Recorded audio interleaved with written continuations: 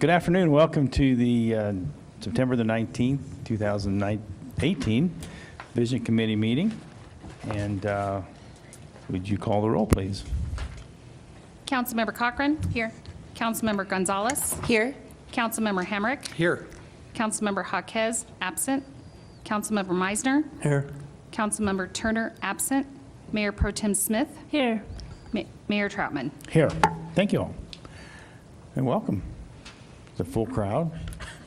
No. All right, this evening. Thanks for being here. You're going to have one. This is a good one. This is a good one. This is a good long one. Okay. Been to a lot of meetings by herself. I wonder what that means. Okay. We're here for consideration of reorganization and clarification of portions of Title 8, in parentheses, annoyances, Title 9, Public Peace, Morals, and Welfare, Title 12, Streets, Sidewalks, and Public Places, and Title 15, Buildings and Construction, including the creation of Title 14 to relocate language on drainage, stormwater, and floodplain regulations. This is continued from the August 22nd, 2018 meeting. It's a work session focused on today. The work session is focused on Title 8.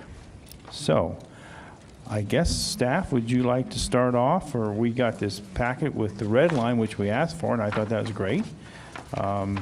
Would you like to make any comments or open up? Or Yes, we would like to just walk through everything Okay. with you. So Very good. Go have ahead. a presentation ready. So thanks for that introduction. The introduction was clear in terms of the last time we met on this item, which was the August 22nd Vision Committee meeting. And obviously the purpose of and focus for today's session is really on Title 8 itself and not the other components. Those will be the focus of future meetings to break things down. So the discussion today, we've organized around 4 components. Again, one, a reminder of overall the purpose of why we are doing this.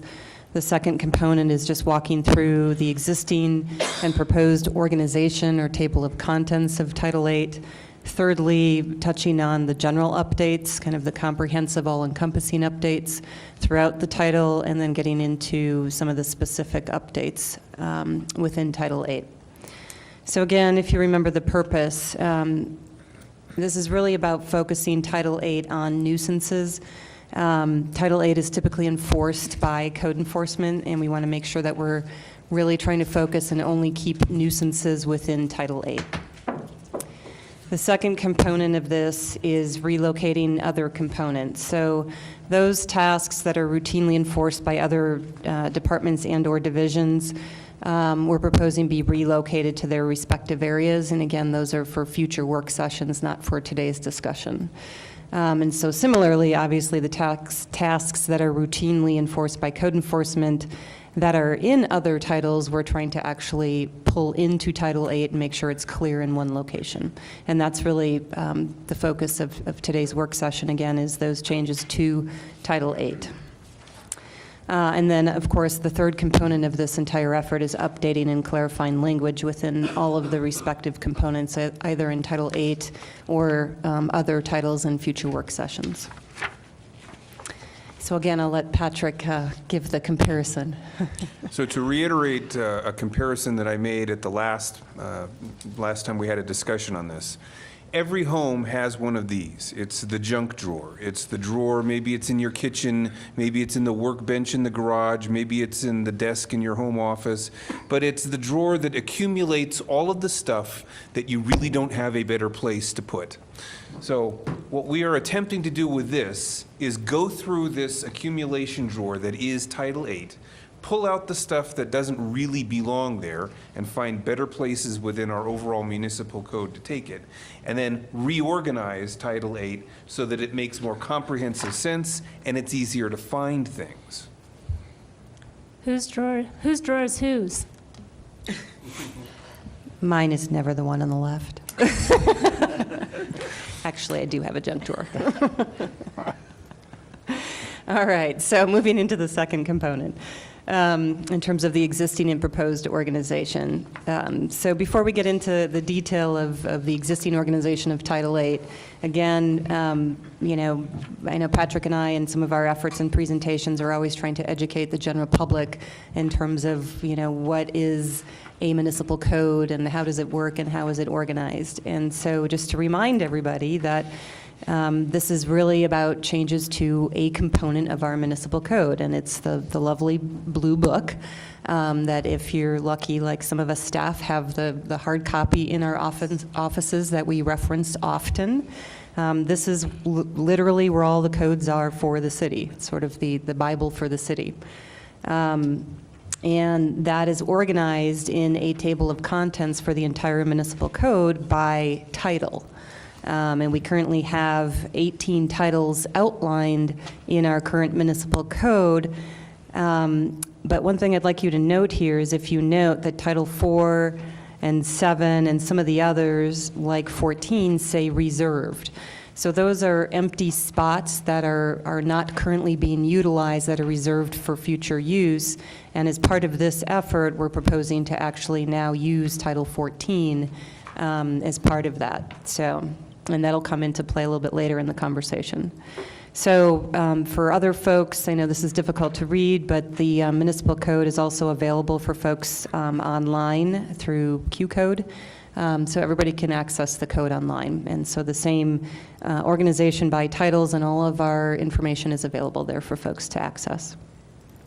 So then moving into more detail, obviously within each title of our municipal code are chapters. And so we go from the one-digit number to, in this case, in terms of Title VIII, and this is the existing table of contents for Title VIII, to 8 point something something, so a 2-digit code. And at that point now we're talking about a chapter within a title. And then that, obviously that continues, and we will be referencing sections and subsections as we go through this today. And that gets to the 3-digit extensions and then sometimes a letter after that. And so that's really how things are organized, and we'll be referencing a lot of that in the conversation today. So in terms of the existing and proposed organization, yes. Mr. Mayor, if I may. Yes, good one. I'm sorry.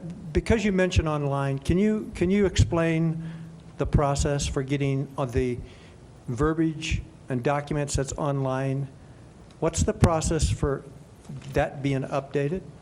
And the I would timeframes? refer to the clerk's office for that. Or what it should be?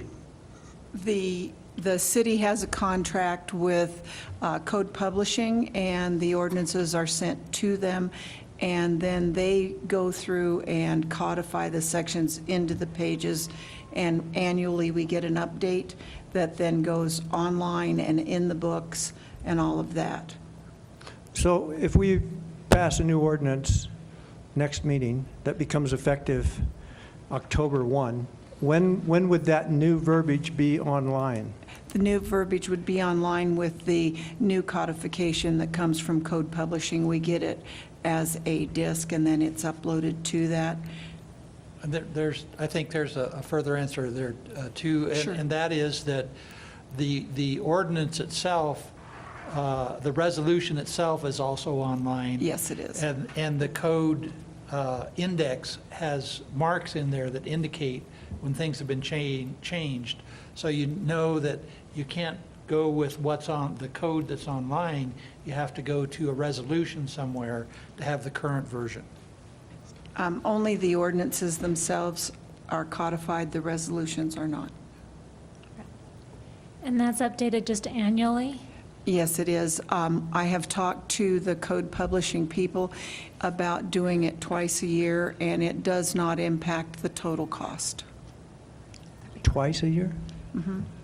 Well, I think we're talking slightly about two different things. So the codification is when the ordinance language actually gets put into the code. So the language is removed and language is put in.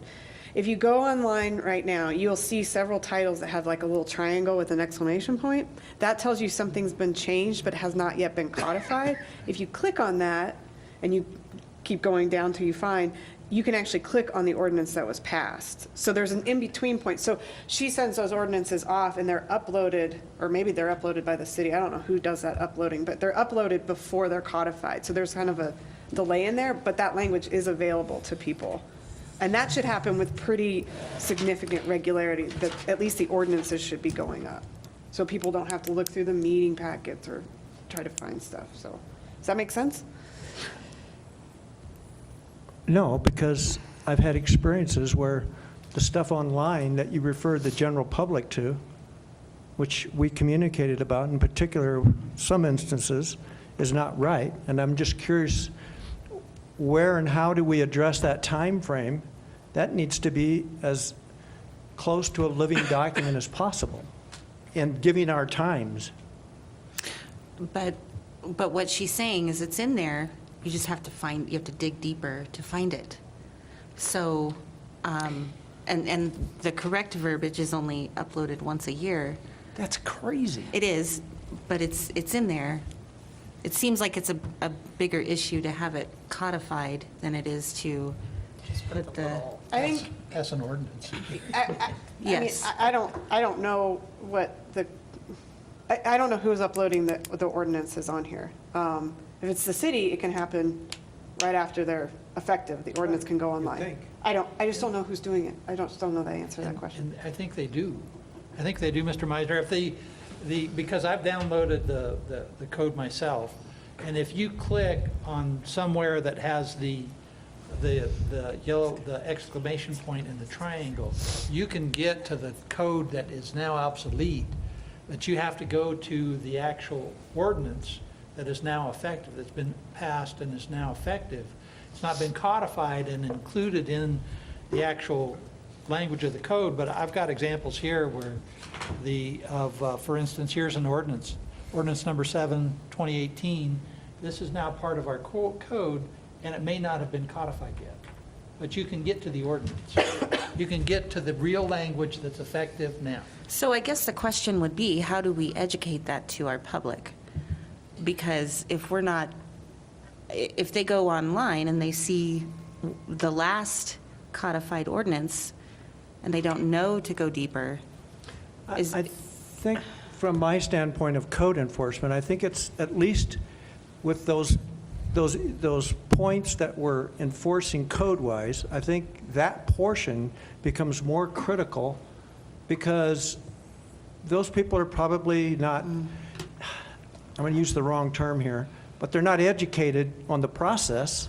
So they're wanting to get educated to either support their claim or the city's claim in terms of what's going on. And you get online, and it's been my experience that information online is not correct, which we've discussed. We have discussed, and I know what you're referring to, and what I'm saying is I agree with you. I think the codification is going to be controlled by the contract, but what you're talking about, in-between time, those things need to go up on the code as soon as they're effective. Not 6 months, you mean? No, not 6 months. Okay. And I don't know who does that, so I don't know how to control that situation. So, but we will It becomes part of the definitely, discussion, just in terms of code enforcement, so I'm Okay, good. so Harry Okay. needs to put that on his list of things to give to Tony. right? Thank you for mentioning my.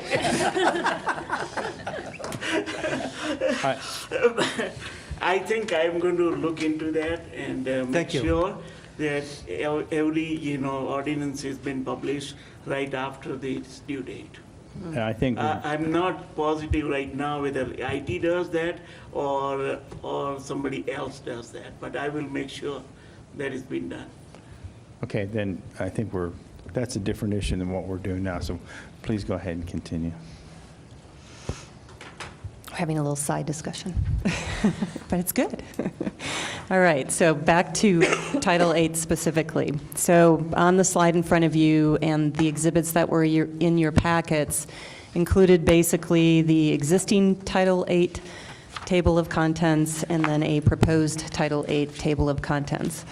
So the existing, which is on the left on the slide, if you will notice that within all of the different chapters that exist currently within Title 8, there's really only 2 chapters that specifically focus on nuisances. And then there's some other components that are still within the purview of code enforcement. But then, as Patrick mentioned, in terms of the junk drawer, there's a lot of other things that have been sort of added into the municipal code over time, and this ended up being their landing place. And so that's what we're trying to clean up and move. So if you look on the right side, the proposed table of contents for Title VIII includes a name change for the title to specifically call it nuisances from health and safety, so that that's much clearer for the general public and for folks to understand. And then as, I think we've mentioned previously as well, that a lot of pieces of the code are, or the last major updates or overhauls are several decades old now, and so there's a lot of filling in that's been done over the years. And also, in terms of current thinking and organization of codes, this new organization is what we would like to see moving forward with at least anything else coming out of our department, like Title 17 updates, where we are very clearly identifying upfront at the beginning of that title what the purpose and general provisions are, and then secondly, having all of the definitions for that entire title be upfront at the beginning of the title. And then at the other bookend is having the enforcement and penalties component. So that those two components are really the organization that we'd like to see moving forward on this and moving into the future. And on that enforcement and penalties component, and Catherine will get into this a little bit later, but that was really the initial impetus for the beginning of all of this work nearly 2 years ago. Because currently the enforcement component there's an enforcement component that's currently within Title VIII, within the nuisance chapter, and there's also an enforcement component in Title I of the municipal code. So we're trying to pull that together and consolidate that all into Title VIII with what's appropriate for Title VIII, and have that be, kind of the back cover or the bookend of the title. So two other things to note, that sections 8.16 trash, we are not touching, we are not changing. We've just gone through that, so there are no changes being proposed to that at all. And the other section that we are not currently proposing any changes to is 8.4, which is the Uniform Code for Abatement of Dangerous Buildings. And that's basically an external document, so similar to a building code that has been adopted by the city. And so we're not proposing any changes to that. So it's the other components in here where some of the reorganization, the numbering, and some of the updates and clarification are occurring. So the other thing to note here in terms of the proposed table of contents is you notice that all of the chapter numbering are even numbers, and there's a space in between them. So again, going back to my overview of our current municipal code, the idea here is that we're leaving space for future chapters to be introduced. So that's the table of contents. So now moving into some of the general updates. So again, given the fact that previously nuisances was a chapter within the title, we simply need to update some of the language to be appropriate and say title instead of chapter. So that's some of the red lines that you see in the packet. The second thing that we've addressed in terms of some of the general updates is removing obsolete or redundant information. And one example of that is that we don't need a definition of agent any longer in this title, so that definition has been removed. And then another examples of updates to definitions includes removing duplicates.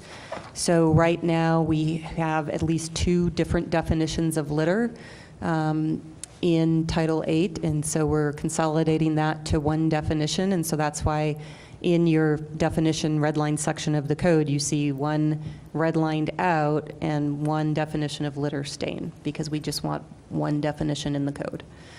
Another example in terms of clarification language includes clarifying land, just making it much more simple to discern the different components that come into the definition of land. And then also clarifying property. I think I've mentioned this one as an example in the past, where right now there's a definition of property, and that includes everything. It includes public property, private property. And we need to split that out and make sure that we have clear definitions of what is public property and what is private property. So that has been accommodated in this draft that's been in your packets. And then we are adding definitions into Title VIII. And again, these aren't necessarily new definitions that don't exist within our municipal code, but again, a la cleaning up that junk drawer and making sure that everything that code enforcement is focusing on is in one place, we are adding a definition of right-of-way and adding a definition of trailer. And those definitions actually currently exist within Title 12. So that's really not a brand-new definition that we're creating at all. It actually exists currently within our municipal code. Can I ask a quick question Yep. about the litter? Do you know why there were two definitions of litter in the code? So the previous again, code? right, so right now, litter is actually in 3 different places in Title VIII. And a la the old way the code was done, when different chapters were introduced or new material was introduced, a lot of times those definitions were put then within that chapter. Okay. We're trying to pull out and have all of the definitions up front at the So- beginning of the title. So the one that we're leaving encompasses all of, What we need to define litter. okay. Yep. That's all I wanted to make sure. Thank you. Okay, so then moving into some of the specific updates. So, and these were just, we organized in terms of the discussion literally from low number to high number, so literally going chronologically through the document. And this is one of the very few, it may be the only, or one of 2 or 3 actually new items that we're proposing to add to the code. And that first one is under Section 8.18, and again, I'm calling it a section because of the .18. That's titled Offensive Trade or Business in the draft. And the proposed new text there is the last subsection, I forget if it's E or D. It's E. E, thank you, is the new language. And that's basically proposing new text to support the broken windows theory that, boarded up buildings really evoke decay and a poor economy in a city, and we would like to be able to have the ability to minimize the length of time that buildings are boarded up, and having some exceptions that are noted. So if a building is in the process of having a building permit and having a new business coming in, that there's a time frame associated with that, but to not allow boarded up buildings to occur in our commercial areas kind of, for a unnamed amount of time. And I don't know if any of you, I guess the example that I use of this is when I travel to places that I'm unfamiliar with, and I'm walking, in the main street or the commercial areas, I will have a much higher propensity of stopping in a business if the adjacent building isn't boarded up. Or I will have a much higher propensity of stopping in a business if I can actually see into that business and see the activity and see what's going on, instead of wondering, well, is there something spooky or scary going on that I can't see into that space? And a lot of that goes to economic issues and social psychological issues of how people use space and experience space. And so with that, we're proposing to minimize the amount of time that buildings can be boarded up for businesses. So are there any discussion on that, or do you want me to go through everything and then come back, or? That was my question. Dolly, go ahead. Dolly, Ms. Gonzalez, would you? I wasn't sure if we wanted to save all of our questions until the end, or if That we would be can fine. ask. It would be more contiguous if they would do theirs, and then we can ask questions. Okay. Because we're kind of spotting it here, and we're going to Yeah. get confused.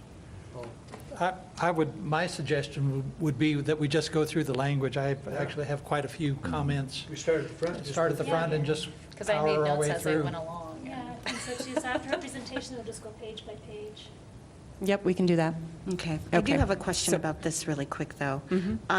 Does this include paper on commercial buildings? It does not. So I know staff has had conversations about that in terms of, some of the conversations we're having around an update to the sign code, and allowing, there's plenty of examples of folks that have, say, boards or illustration or art or things hanging inside of a window, in a blank storefront to activate that storefront, but it's not actually totally blocking off the entirety of the fenestration, and/or necessarily up against the glass, but set back a little bit. So there's a lot of different things to consider. So this does So on a not, vacant building with paper over the windows? in the back of the window on the inside. On the inside. That's not being addressed currently. Yeah. All right. Okay, go ahead. Thank you. Okay, so the next component we've touched on already. So 8.26 is the new number, proposed number. This is where we have littering landing. So where previously there were 3 different sections in the code, and those are the numbers in our current code, we're trying to consolidate that into one section for littering. And this review just will eliminate a lot of confusion on staff and residences. Littering is one of the bigger notices of violation that are given out, and having 3 sections of the code noted just seems a little crazy when it's all getting to the same thing.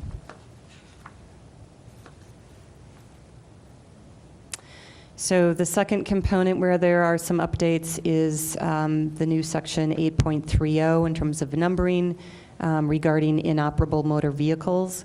And 2 of the subsections, A and B, the language has been simplified.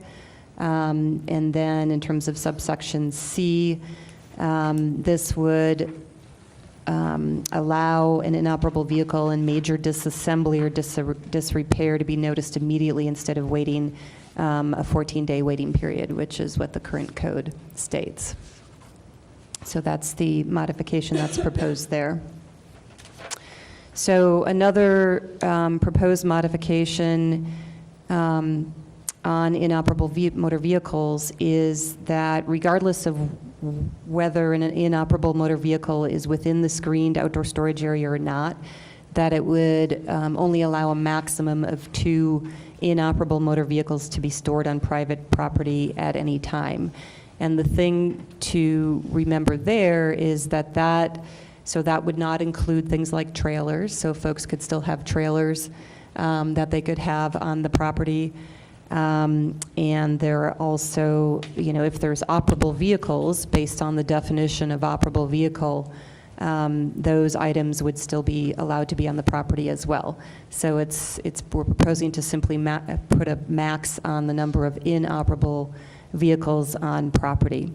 And I think the other thing that's important to note is we discovered, so this is somewhat tied to the current definition of salvage yard in our code speaks to the fact that in order to have a salvage yard, and salvage yards, I think, are only allowed in industrial areas as a special review use, and the definition of salvage yard currently in the code says anything over 1 inoperable vehicle.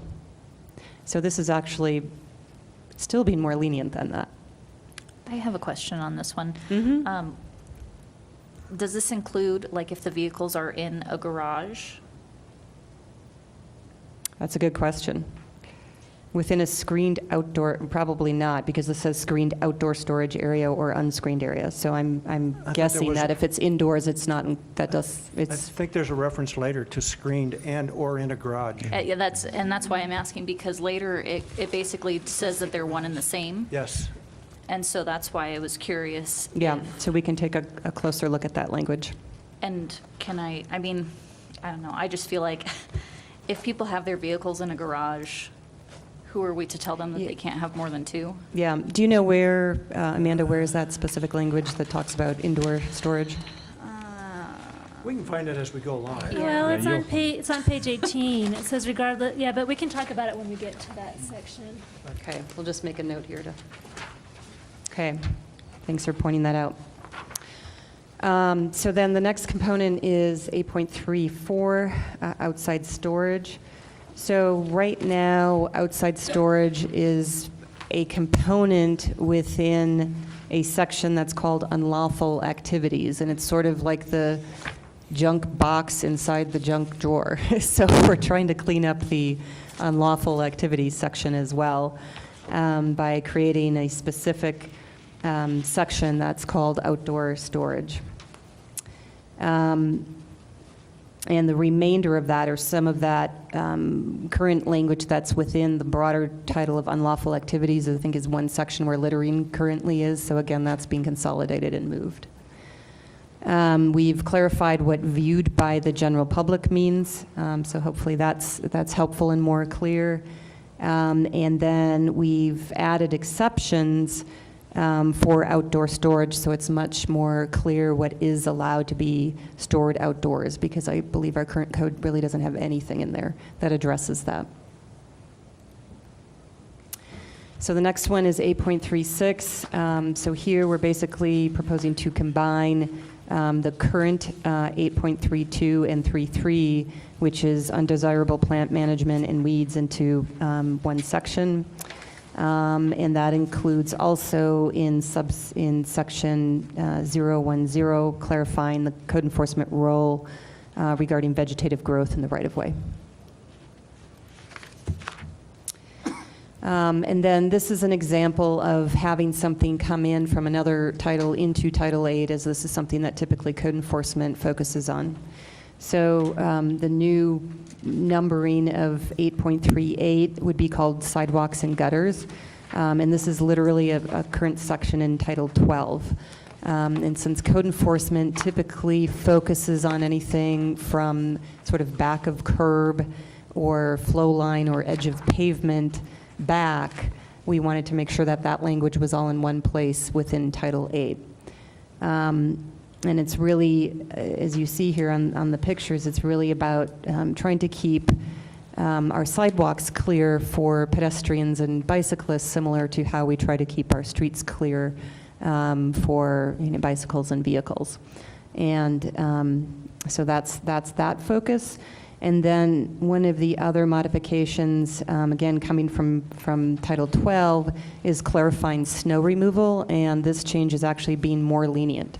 Right now, the language basically says snow removal must be immediate, and we're saying that we're allowing 24 hours for residential areas.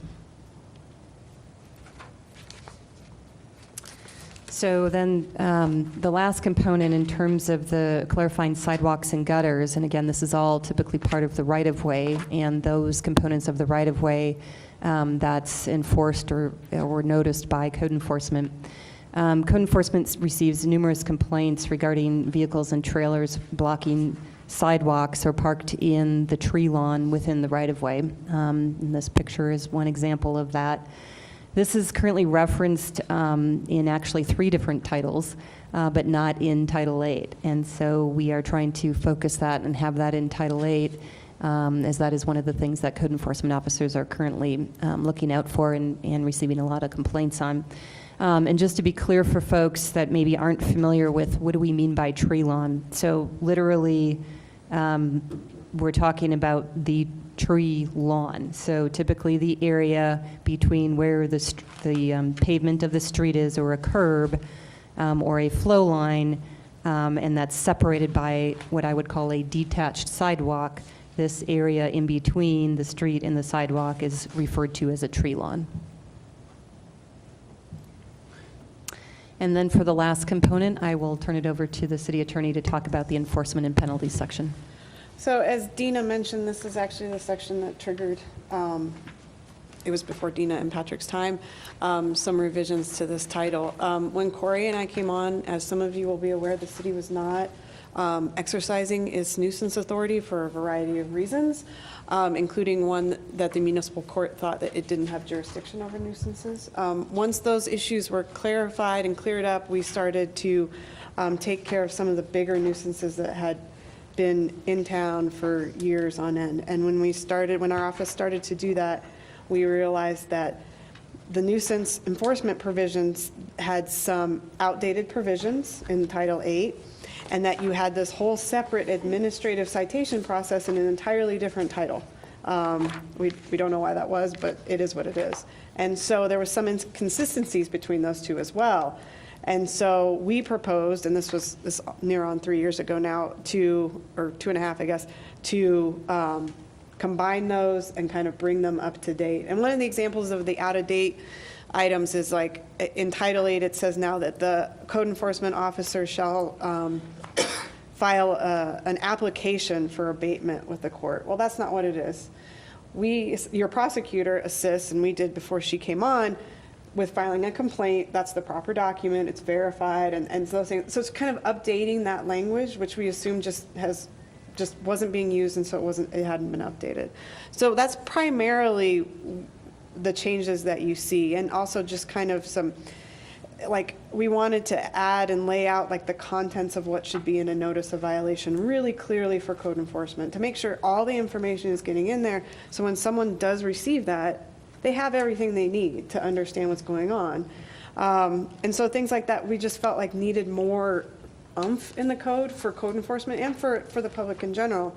And the last thing I want to mention is you have several things going on in the enforcement section. You have the notice of violation it triggers the legal process.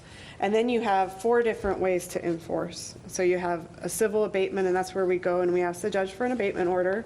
And there's a hearing, and that person either appears or doesn't appear. I mean, they're served with that summons. And the judge says, yes, city, you can go onto the property and abate, or no, city, you haven't made your case that this is a nuisance. I'm not going to give you an order to go on. There's a criminal, which is just a complaint and summons, just straightforward, fine. There's an administrative citation, which code enforcement would issue, and there's an appeals process associated with that to the municipal court. And that was in Title I, is in Title I currently, that whole appeals process. So none of that's really new. And then finally, there's the kind of more emergency abatement provisions, which I can tell you in 10 years I have never seen used in all my nuisance enforcement provisions. It is literally if someone's life is in danger, and if that's the case, we're not going to use the nuisance code to tackle it.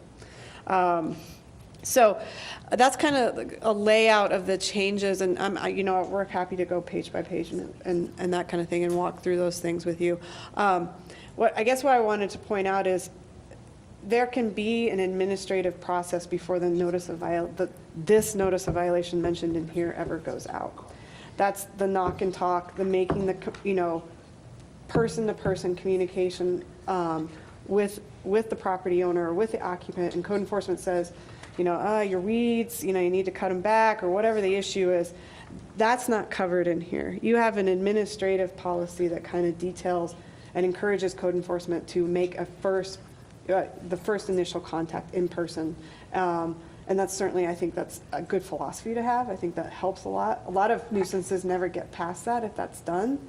But that's an administrative process and not a legal process, and so that's why that's not in here. So there might be a lot of groundwork by code enforcement before the notice of violation that's mentioned in here ever actually happens. And Dina and Patrick can talk about that if you have questions regarding what steps code enforcement takes when they first identify a nuisance. So. Any questions for Catherine? The appeal process looks like it got moved from, for lack of better explanation, from an administrative type of appeal to the court. Is that correct? No, it was an appeals process to the court originally, but the way that it was set up in Title I is it was to the court, but the city employed administrative hearing officers for some reason instead of having the judge just hear the appeal. I have no idea why we would do that. That seems like an extra step of getting volunteers to come in and give their time to be administrative hearing officers. We can certainly go back to that if you'd like, but I think the judge is the proper person to hear the appeal. I think we kind of talked about whether it should be your administrator, but having it go to the court brings it out of the city kind of structure and gives an independent party to come in and look at that. So. I have a question as well. Yes, ma'am. on here, the administrative citation may be appealed by the responsible party within 5 calendar days. Is that an appropriate amount of time? Is that pretty standard? From what I've seen, it's pretty standard. I'm not, what page are you on, just really quickly? 30. It's number 3 on there. 5 days just didn't seem like very much time if they were going to appeal it. Yeah, so that's what you have now.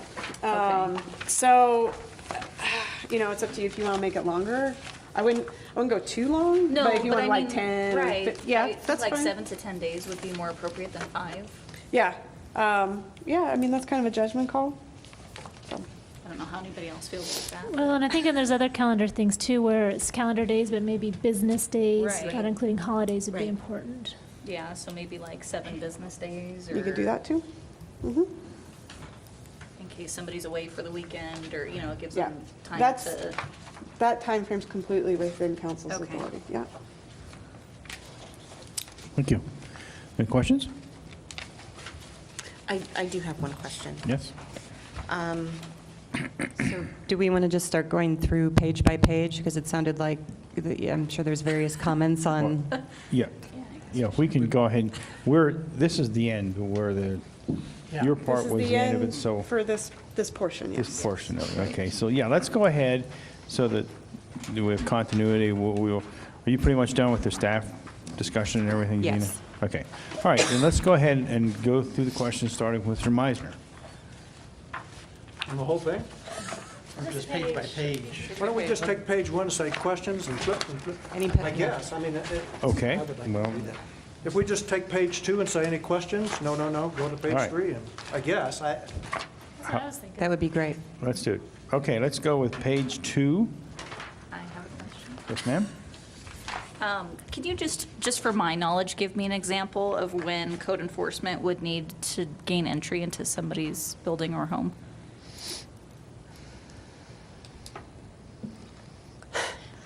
I don't think they ever have, but It just seemed, Well, Well, with the. there are instances. Well, and let me say one thing.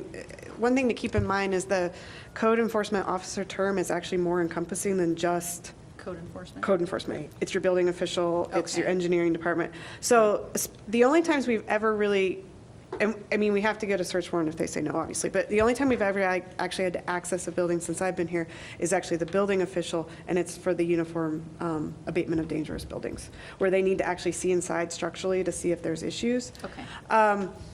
There are some other, when we had, and I'll just say, when we had Larry Dahl's case, code enforcement asked to go inside and he permitted it, and we got search warrants, I can't quite remember, but the inside was uninhabitable. And so there's in another section of your code, there's a uniform housing code, which can also be enforced as a nuisance. And so we needed to see inside because there was no water, things like that. And so we needed to check the inside of the place. Okay. So, but after that, those big cases, we haven't gone inside anything since then, right? no. There was one Not that house I'm we aware of. maybe almost had to get a search warrant for, and I think it was on Red. And that was a home where the widow was in a nursing home, and she wanted to donate her home to the city, and it was locked up, and the key was lost. And we couldn't just go in the building, even if we had her permission. We would have to get a search warrant to go in and assess, because it was a dangerous building as well, so it would have fallen under that same Yeah. category. So, Wouldn't that also apply to verify whether there is or is not a commercial building used for a residence? Where we've had to establish that? So Yes. that's the other situation yeah. where Okay. I was where just we would curious. maybe need to gain entry to verify. Okay, and that entry is if the public they thought was in imminent danger, odors emanating, stuff like that you couldn't see, and it's extraordinarily rare. yeah, Extraordinarily rare. it's pretty rare to need entry. Yeah. Yeah. Okay, let's go to page 3.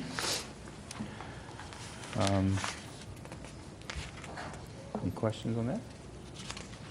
Yeah, let's do this. No question. What does that mean? No question. I'm out of here or what? It's dangerous. Like this. Yeah, Okay. get out of here. I don't get a Chance to vote? vote the other I night, don't you get a didn't vote and do I it. get kicked out. Okay. All right, I got that. All right. Number 4.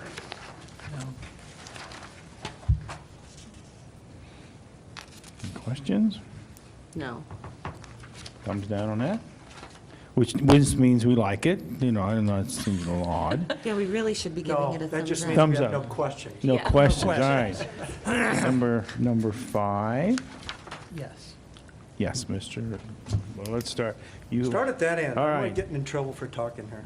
any questions on this side over here? I don't have questions. Okay. I do have a question on letter R that talks about the definition of junk. And I have a concern because one man's junk is another man's treasure. And there are things like vintage, well, I guess it could be considered art or for display if it may be vintage farm equipment, carriages, gas pumps, soda machines, those kinds of things. It's considered art. I think we need to be really careful that where we use that definition. And to of junk. expand on that, I mean, used pipe, that's a pretty wide term. That could be, I realize it's subjective from the code enforcement officer, but that's where we wind up with problems sometimes, is that interpretation that code says used pipe, and there's used pipe, so. I don't have suggested language, but I know that I'm not comfortable with the way R is written as it is, just with a couple of items, and kind of like Ms. Smith has mentioned, art and, Yeah, we might consider it junk, but they might consider it a piece of art or history or I mean, kind of under technically, their First Amendment right. the tractor that's setting up on the, by going up Dawson, what's that turnoff there? that Forge. Forge Road. There's an old vintage tractor sitting out there that's in pretty pristine shape that is technically in violation of the code. And one of the problems that I have is our administration tells me that our job, administration, is to enforce the code. If you don't like it, change the code. I mean, I don't like it, but that's our job, is to enforce it. If you don't want us to enforce it, change it, because our staff are black and white. And I hear that all the time.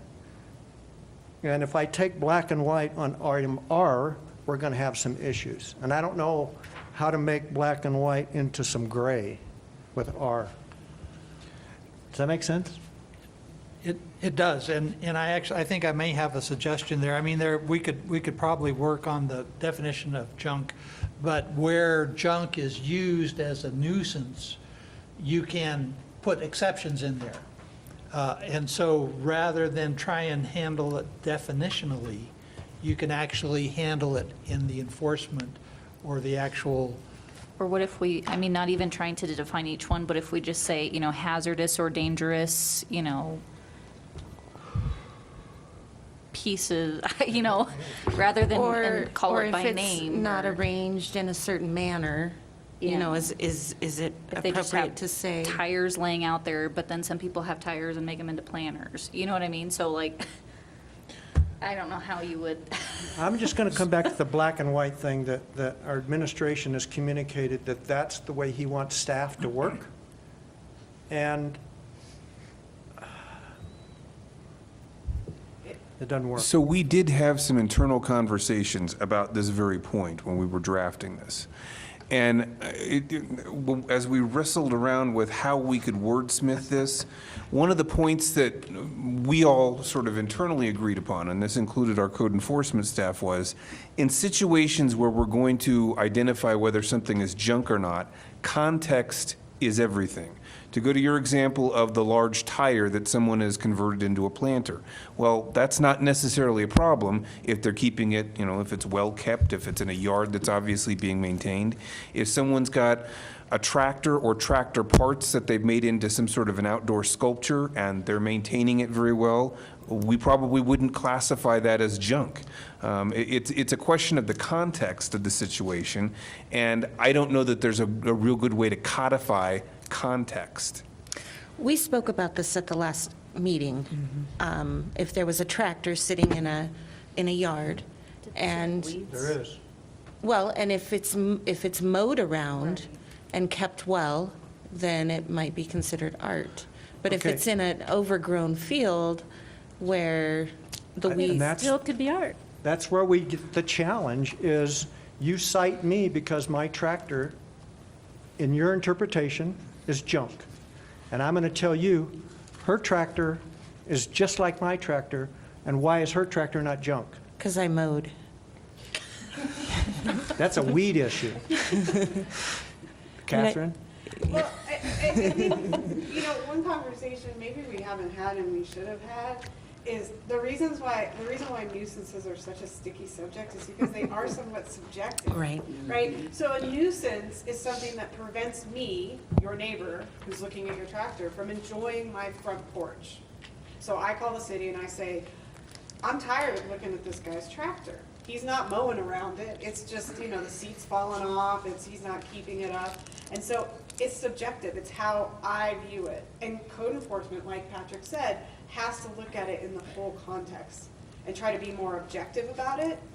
And I'm not sure you can legislate for every instance. But hold on, just one sec. Let me finish.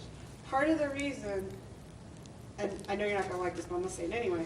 Part of the reason we have the court system here is, let's say someone does get a citation, and they go to the judge and they say, this was my grandfather's tractor, I keep it in my yard, he raised me, I promised to do a little more mowing around it, but this is really important to me and it's sentimental and this is something I want to look at every day.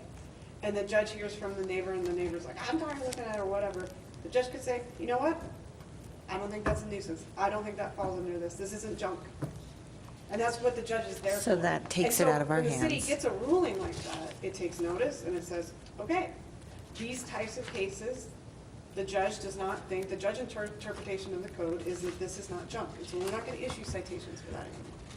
So my point is there a place where you can put that context reference that gives the latitude to code enforcement, gives code enforcement the latitude to utilize that in issuing or Yes, I think in your administrative policy, yes, but that is not. what's in administrative policy? Uh-huh. The administrative policy is there to help guide code enforcement, to say, this is what we think you should generally do when you're addressing these issues.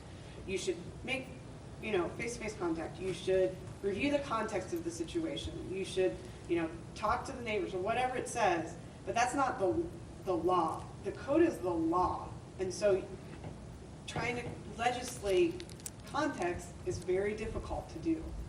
And you're not going to be able to do it for every instance. You just can't cover it. Right, so another example with that same tractor is who's to say that's not deemed an inoperable vehicle, right? Yeah. Again, it comes That back was to context and, an administrative understanding of the bigger situation. Yeah, by that definition, I think it would be also.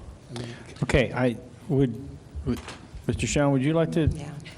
Just, you've got 30 seconds. No, I'm just 30 kidding. seconds. 29. No, I'm just kidding. I was cool till you said your neighbor. I followed the whole process till you said your neighbor's unhappy with it. I might be unhappy with his light pole. So myself, as a private property owner, I like vintage things. I like the old vintage signs on the old buildings downtown. And I don't want my neighbor going to code enforcement and saying, I don't like old tractors. But I don't think there's a. Well, I mean, Neighbors do it all the time. You can't stop your neighbor from complaining about you. You could be the greatest neighbor in the world, and your neighbor could still complain about you. That's just not something we can legislate for. So, and, if you want to like old tractors, then your neighbor is not required to like old tractors. That's just the way it works. That's the idea behind having neighbors, unfortunately. That's just sometimes how it pans out. I just want to make a comment that Yeah. it's all, I follow the whole process as you started that. It's always Okay. neighbors. That's why I use that example. I remember a saying that it's used, Okay, but. it's used a lot. Just listen, if Okay. you I follow this process, I believe we have that net in the judge, as Catherine said. I believe that what we need to do is see what is that administrative policy. I've never seen that. Is it verbal? Is it written? I don't know. Well, and- w- yeah. the administrator works for us, and we would guide his, I suppose, or her policy. So it's two-sided. What is that administrative policy we're talking about? And then leave it to either the courts or to just common sense to say, yeah, that is or it isn't. I mean, the other thing to keep in mind is this definition really is not changing. So this definition has been in place for Right. many years, and we can go Right. back and try to find out how long it's been in place. And I don't recall really any instances where we've had a controversy over somebody saying something is a piece of art versus a junkyard that we're trying to clean up. Yeah. Well, I guess my concern is because as code enforcement was going through, That's right. there were some comments made about a certain property that had an old gas pump on their front porch, and that they would probably be getting a citation. And I was like, I don't think so. That is considered art in a hobby or a collection. It's inoperable equipment. But, so that's what triggered my concern. Or a soda I don't machine recall that. was one, too. Or something like that. Yeah. Yeah. So I have a specific question. So we're talking about the definition of junk here. Where's the definition used? Where is junk prohibited in Section 8? Oh, it's So litter. junk is actually part of litter. In that very long litter definition, junk is listed there. Okay, So that's gonna, litter. so anytime litter is used, it could apply to the kind of things you're talking about. So can we, It may not, but it may in the context of it. can we use the definition as litter/junk and put it in one title? Well, where is litter prohibited then? Let's see what section was littering. So is that outside storage? Would that be under outside storage? It's section. So there's this 826. whole littering. I have V, 4V. On page 6, there's litter there. That's a It definition. does definition. Oh. So the do question you is have? where in the code is, So it's on page 15. At least the section on littering is on page 15. Right. Yeah. Yeah. littering?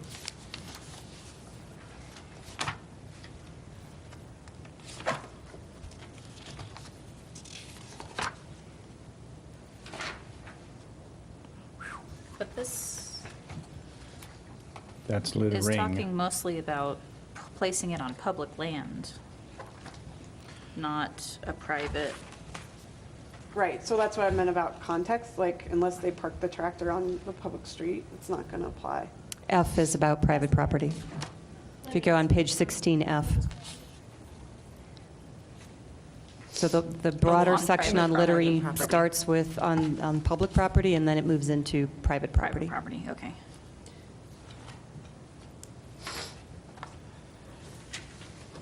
Okay, can we move to another page? We gotta move back now. Page 5. It's good a Well, number. Well, I guess my concern with junk, and I recognize that it's been in code. I recognize staff's opportunity is to clean things up, but I've also looked at this whole process as for council's opportunity to recognize areas within the code historically that have been potentially a problem, to get those fixed now. And I see this as a problem.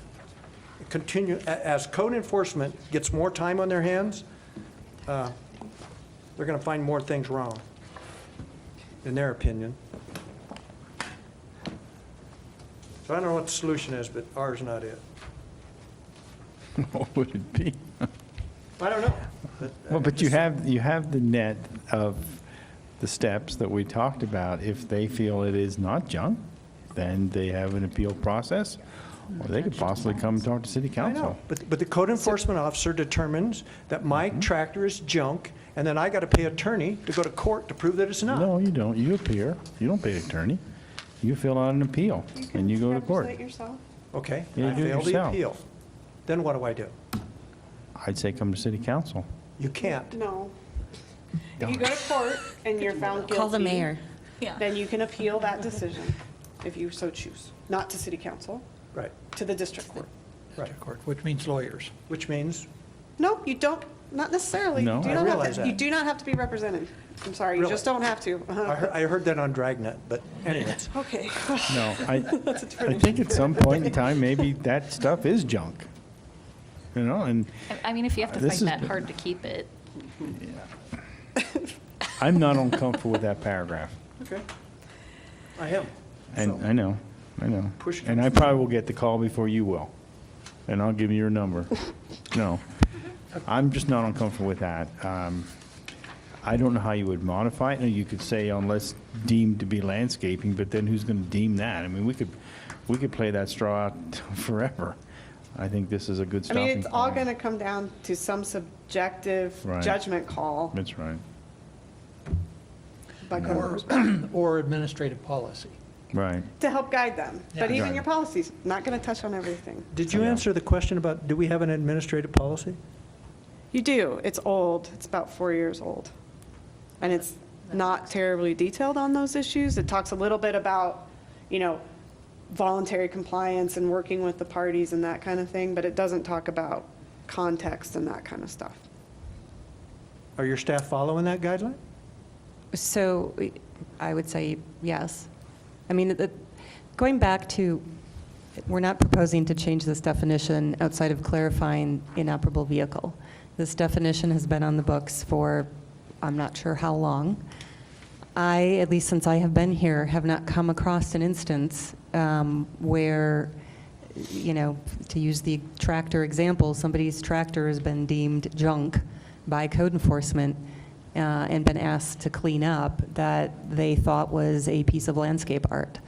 Again, it gets back to that issue of context, and I know some don't like using the words, common sense and discretion, but that is part of staff's job, in their job, to use that. And as Catherine mentioned, if a notice is given on a particular item, there is a remedy and a process that that person can use. I have not seen that used at all. I've seen plenty of examples in the community where there's, landscape art of, artifacts from agricultural use, et cetera. And again, I'll just repeat the other example of, well, gee, we're not necessarily deeming that an inoperable vehicle, and I guess we could deem it an inoperable vehicle as well. So it gets back to just some common sense. And I guess there's one other thing here, and there's also our office for code enforcement to bounce situations off of, and the prosecutor. And it isn't here, but in another community, I will tell you that I had a conversation with the manager, and there was someone who had taken tires and painted them purple and made them for their plants. And I was like, nope, don't bring that case. Don't even bother, because the judge is never going to find that to be in violation of the code. And they had a provision that said, you can't have, tires everywhere or whatever. I'm like, they're clearly using them for a different purpose here. They're putting them towards something. And I think that's kind of the key. Like, if someone's using it for a purpose that makes sense, then I don't really think it's going to end up being a nuisance. But if you just have piles of tires everywhere, you're not using them. And so it is a nuisance. So, I mean, there's our office, if there's an issue, our office or the prosecutor's office is always there to bounce ideas off of. And staff will tell you, I'm not afraid to shoot them down, tell them not to take a case. So. Somewhere in the code, it makes reference to something being used for not its intended purpose. In this code, I read it. In this chat, Somewhere in here. It may, I yeah. have to find it. okay. We may come So, on later. Guess I give up. This is a never-ending, we're running around in a circle And, here. if it does so. become a problem, then we can always come back Sure. and make changes at a future time as well. Who does code enforcement report to? Directly first to Patrick and then to me. So we have your words then, obviously based on this discussion, that you're going to take care of it. no pressure.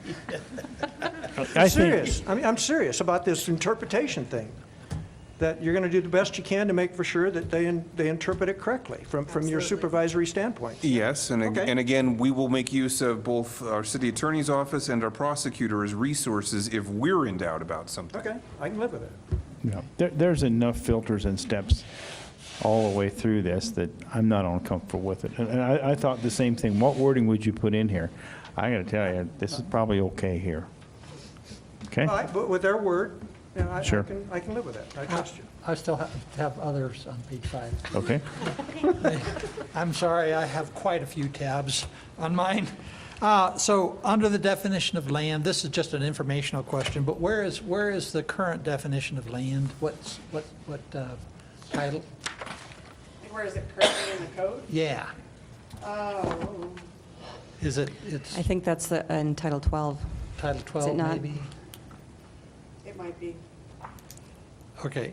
I'll find out. Do you have another question, or are they? Yes, I do. Okay. I have another question. Okay, so it says land includes the following as may exist, and there's three clauses.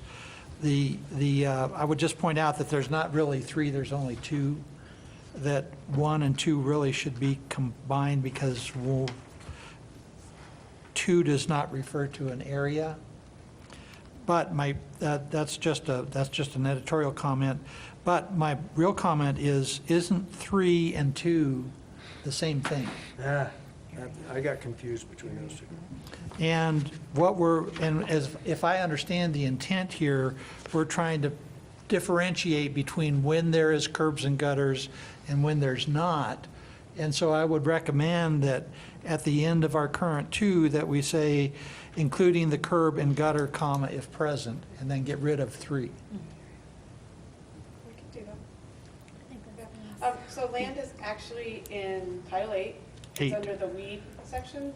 Okay. It's in the current 8.32010 in the definition. Okay, thank you. But I think, and part of the clarification of this definition came from Adam, from the city engineer. And because we know we have different contexts of streets and street sections in the community is why we specifically wanted each one tabbed out separately. So we know in some instances we have streets that are curb and gutter. We know that in some cases we have streets that are curbless and may have a swale, and so we wanted to make sure that we're clearly referring to the edge of pavement. And so that's why those have been more specifically split out, and Adam reviewed this. There's the, the edge of the pavement. But isn't that really right-of-way we're describing there? No. Well, all of that can be within the right-of-way, but the edge of pavement,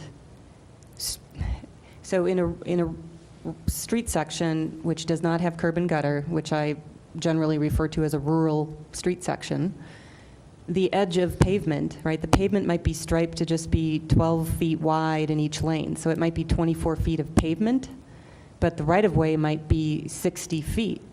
And so from the edge of the asphalt, let's say, beyond that is still the right-of-way, right? It's still part of the public right-of-way, but it's beyond the edge of pavement, and that's where we need to be clear that that's, based on the current code, still the property owner's responsibility to maintain.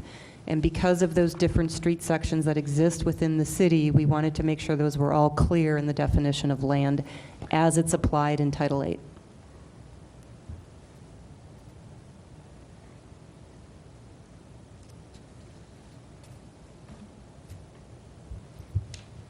Next page.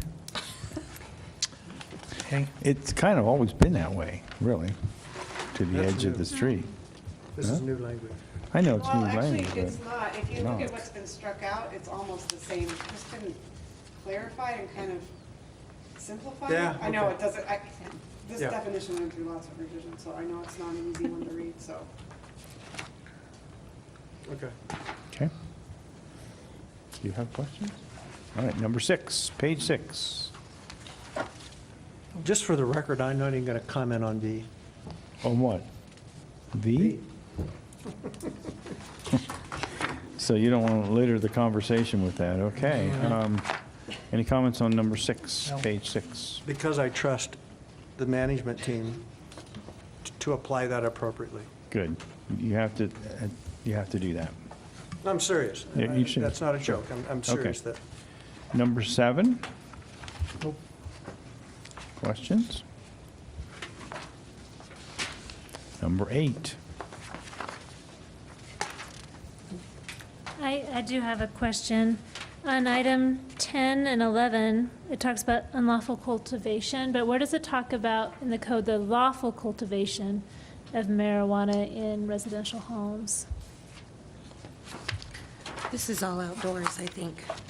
Where are your marijuana regulations? I think Mhm. they're in your zoning. Okay, You mean your personal grow? yeah, for personal growth. Okay, It's another title, Yeah, Title 17? I think Well, so. but if you exceed the personal, wouldn't that then become unlawful? Yes. okay. Right? Just want to make sure. Okay, good. I'll have to go count. Okay, number 9. Nope. I only had a question. Is LL is plant growth regulator, means a substance used for controlling or modifying plant growth processes without applicable phytotoxic effect? What is that? Phytotoxic. I think that's one of the definitions that is in the plant management component. That's basically that external document that's adopted by the city. And my concern was, what if I'm already doing, what am I doing this, and I didn't know I was breaking the law? So that's in your undesirable plant management regulations. We talked about that last time, that Okay. the county enforces that for you guys. Okay. So I'm not considering myself a nuisance? Well, maybe. Not yet. Okay, maybe. All right, number 10, any questions on that? Yes. Yes, go ahead. Okay. My question is, under right-of-way, or on page 10, it says land that is dedicated. What are the indices of dedicated land? In other words, what are the markers of dedicated land? How do you know when land has been dedicated? So dedicated land is usually something that's called out on a plat as being, as part of this recording, this piece of land is going to be dedicated to the city for public purposes. Okay? Okay? I'm still Oh. going. So right-of-way means an area of land that is dedicated for public or private use to accommodate a transportation system and necessary public infrastructure. Should that be or? Should that be an or rather than an and? Dedicated, is it both, did both of them have to be present for it to No. be a right-of-way? No, it could be an and/or there. They could both be present or they could be separate, yeah. Yeah, thank you. And also, under SS, at the very end, it says as defined, and a by is missing, as defined by the applicable model traffic code. Should be a proofreader. I am. Yes. I do. But with SS, John, shouldn't it, where it's on the third sentence from the bottom, where it says highways, is that should be include or included? Are you talking in the definition of trailers? SS, trailers, where it says over the property, streets and highways. Included? Is it, should that say included? Yes. I know it's going to change code completely, but, Means, Okay. or it would be include. Well, we want no, to it'd be have proper grammar. including, actually, I think. Included but not limited. It either needs to be including. I thought it Or needed something included. other than Yeah. Including, yes. Including. including. Good Yeah. job, John. Okay. There we go. Yeah, we need to have proper grammar on this. It'll be another 30 years or 40 years before it gets, Maybe longer than that. Okay, I'll be handing out gold stars. All right, and number 11. Before we, What? Can I give you a pin? before we move on. Okay. I'd like to draw your attention to definition UU. I think this may answer some of the questions about whether Yes. inoperable vehicles stored in a garage are exempt from the inoperable vehicles language. I think this definition clarifies that if it's in a garage, it is exempt. Right. thank you. Yes, it does. Well, But this one says. but the definition talks about the number of vehicles permitted on the property. It doesn't clarify. Well, actually, it kind of does on page 17, but we can get to that. Right. We'll get to that. Right. We'll get to that. That's coming up. We still might need to wordsmith a Yeah. bit 17, but again, the intent is if it's in the garage, Yeah. It's not We subject don't. to that limitation. Right. Right. basically. Okay. Are we done with 10? Let's go to 11. We got the thumbs up or down, however you please. Number 12. Who wants to go first? Oh, well, let's start over here. Ms. Gonzalez, did you? Okay. On B, we're on page 12, right? Correct. Okay, B, regarding slaughterhouses. Do we have such operations in the city? So slaughterhouses and rendering plants, and you'll see like unwholesome business provisions sometimes are really old nuisance. They're like the original nuisance provisions. And so I don't think they're probably allowed in the city at all. No. Why not like Rex Isn't there one processing location, the old grocery store on the south Yeah, side? Isn't that what they focus on? Hilltop. now? That's, Hilltop. okay, that was my question, So- is does that pertain to a business like that? Processing like, not domestic. Well, is that Game defined? processing. The Yeah, question is but they're game doing it processing. in a clean and appropriate manner. where Right, this- so yeah. you have to read to the end there, right? So when Right. such places are operated in an unclean and offensive manner, or when such places are operated as to interfere with the comfortable enjoyment of life, property by others, or cause detriment to the public health, safety, welfare. So that's when they're not permitted. Okay. So if they're clean and everybody's happy, Right, they're fine. Okay. right. Doug's neighbor's happy. I'm happy. Okay. Are we done then with 12? No. No. No, we've got to Okay. go around the dais here. Are you- I'm done. Ms. Gonzalez? Skip me, I'm good. Ms. Smith? My concern is over E. We've talked about the broken window theory, and a lot of your comments pertain to the commercial district and how we want to have, economic vitality in the commercial district. And so I think we might need to differentiate between boarded up windows in maybe our historical downtown versus residential, because for the health and safety of a lot of our residential abandoned homes, the windows do need to be boarded up, and probably for more than 30 days. For example, in St. Scholastica, before it had new ownership, it had tons of criminal activity. And at a time, this is when Terry was a city planner, they were contemplating boarding up St. Scholastica's windows to keep criminal behavior outside. And so we have a number of those homes that are currently boarded up and probably need to stay boarded up because fixing the glass is neither feasible or practicable in those situations. So I was wondering if we could make that differentiation, because for downtown, like Buena Vista, an important part of their economic development was having window fronts that, even if the building was empty, to at least make it have some sort of vitality or look that it, had some life in it. And that was an important a piece for them. So I can understand that. And like St. Scholastica, technically their windows are boarded up, but it's pleasant and aesthetic, and so I'm okay with it. So the And- key here in this section is the title, offensive trade or business. And our interpretation of that is it's pertaining to commercial areas, not residential areas. And then that's But it doesn't really repeated. say that in E. It's on the previous 18. page. If you read the last sentence of the first paragraph, Right. of the last paragraph on page 11, that was to make first and last. So, it says, by way of illustration but not limitation, the pursuit of the following trades or businesses shall constitute unlawful nuisances. So I would not read this as applying to residential. Although St. Scholastica was a business and a trade. It wasn't, at that time, zoned for residential, So, but it's currently zoned for residential. but it Right. wasn't at the time. It was a TMU. I mean, we could put something in there, like a little line that says, this does not apply to Do we have, residentially used properties, or, I don't know, have to tweak that language a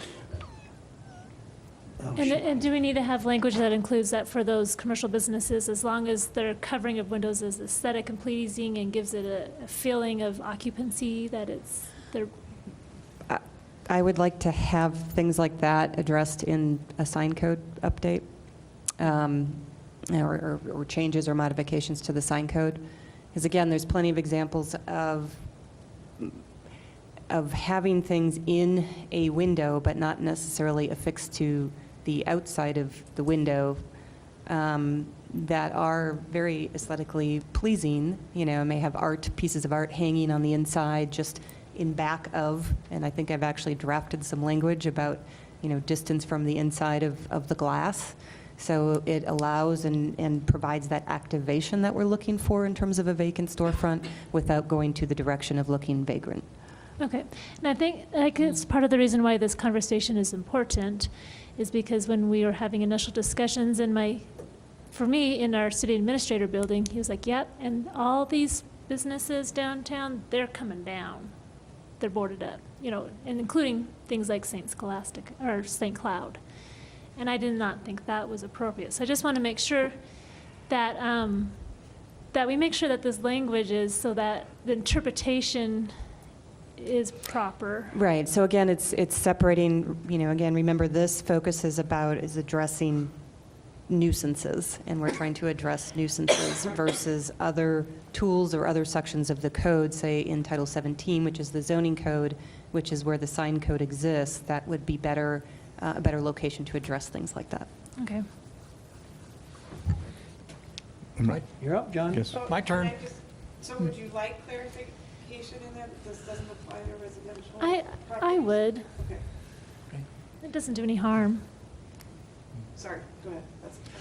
Okay, my question is, how many businesses downtown does this apply to now, today? I don't know because staff has not done an inventory.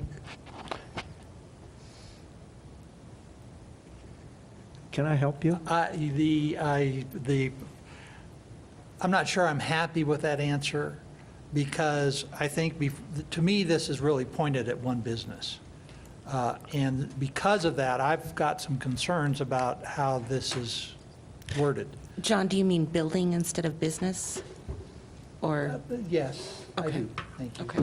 That is correct. I But mean we building. did have neighboring businesses on that street come to city council with a petition asking us to address They did. that particular business too. And so whether it was this one or potentially new ones, I think is a discussion we need to have. My concern is that if it only apply, if we only have one building, it's just, that's my concern, that we have a regulation where there's been controversy before, and now we're going to add more controversy through our legislation. And that's my concern. and that's where I was going to ask the question, I had asked it earlier about paper on the windows, because there's several businesses, or several buildings, I should say, downtown, that have paper and have had paper on the windows. And I don't know how we can determine the difference between boarded up windows and paper on the windows when the purpose of it is the same. As far as it being a nuisance. Right. Yeah. Yeah. Boarded is boarded. Well, but she's not But focusing on that. it doesn't say- She's focusing on the nuisance aspect of it. No, but boarded is boarded. The shielding from the inside is a totally different thing. If you want to take the boards down and shield the windows on the inside, that was the intent, they can do that. Could you argue that if you have paper inside, it's no different than having, blinds closed on the front windows? But it's- Because you're yeah. blocking, Well, I think going through the sign code where we're asking for businesses to have a look of vibrancy, that's where it's going to probably affect a number of businesses. Yeah. Boards are boards. And the paper inside is not boards. But if the I would paper's been there for support 2 E. years. Doesn't If matter, we had a not provision in boards. there that grandfathered any existing business on Main Street, and that would guarantee me that this particular issue, and I'm not blaming you folks, that this particular issue is not directly pointed at a business on Main Street. And it's my belief, with discussions with our administrator over the last 2 years, that this verbiage is specifically directed at one single business. You can't grandfather a nuisance. Grandfathering is only done in the land use code. The other thing you might think about doing, there's always the option of just not having it in there. The other option is to make it more about just obstruction of windows and doors, regardless of whether it's a board or paper or other material that prevents light or, being able to see in or see out, and so it's a little more general, so maybe there's some other buildings that have these issues, I don't know, but that's another, kind of making it a little bit more broad. That's just a thought. I mean, considering the controversy, I would recommend we strike E. What, and Jim, how would you recommend that we do address those businesses? I mean, I remember having conversations with them saying, if you come to us and tell us that you can't, that this is affecting your commerce downtown, and you come to us and ask us to make a change, we'll address it, and we haven't addressed it yet. I realize that, and I recognize that, but back to John, if you were to have 200 people in here and say, how many complaints or how many instances do we have in the last 10 years that would constitute or justify you enacting this policy, what would be our response? 1. And I'm personally just not comfortable with that. I realize the magnitude of it. I realize the number of complaints that we've had about that Main Street issue. We all know that there's a long history there, that a number of issues involved in that. I guess I just would don't be see- more comfortable if we struck E, if we addressed the issue in another manner. There's another aspect to this too, that actually those boards are being used as billboards. I don't know if that falls under a sign. It's more like a public notice type area. Actually, if you walk by there, it's plastered with a lot of, And that's why I'm suggesting to just more generalized obstruction, that you can't obstruct the window. So then in that particular circumstance or something like it, the boards can be brought down, but the public notices that are on the boards can be put back up on the window because you could still see through, presumably, unless there's like a ton of, but you wouldn't be able to plaster public notices over the window either, so you couldn't see through. So that's why I'm saying more general obstruction. I think what Dina's talking about, and I don't want to speak for her with the sign code, is, objective measurements of how much of the window can be obstructed. That's a sign code. Like 25% of the window can be obstructed by a sign or something like that. This is saying you can't block an entire window from light or view or anything like that. That's not what this is saying, but what I'm saying with the just general obstruction concept. And so, blocked by boards. It just no, seems- blocked by, well, you could say blocked by boards, or you can say blocked by boards, paper, other material. Our current language is boards. No, I understand your current language is boards, but what I'm suggesting is if you don't want it to be about one person, then you add other material in, and then it's not about one person. But then it applies to one person. Well, it sounds like there's other No, businesses. there would be other buildings that it would apply to. If we had paper, that would apply to a lot of businesses. Well, and remember that this language is being proposed for all commercial areas. So I know folks have been focused on sort of downtown and Main Street, but the intent of this, it would apply to all commercial areas. So if we did change it to paper, or not Or change just it, but obstruction, add yeah. paper or any obstruction, would it have to be from the outside? Well, that's something we could clarify. I mean, that's up to you. I mean, we could clarify how things are applied if it's, by definition of boarded up, if board doesn't mean board, do we create a definition that means on the exterior of the building versus the interior? I mean, that's something that we can look at. Is that more appropriate in the signage section than it would be in the nuisance?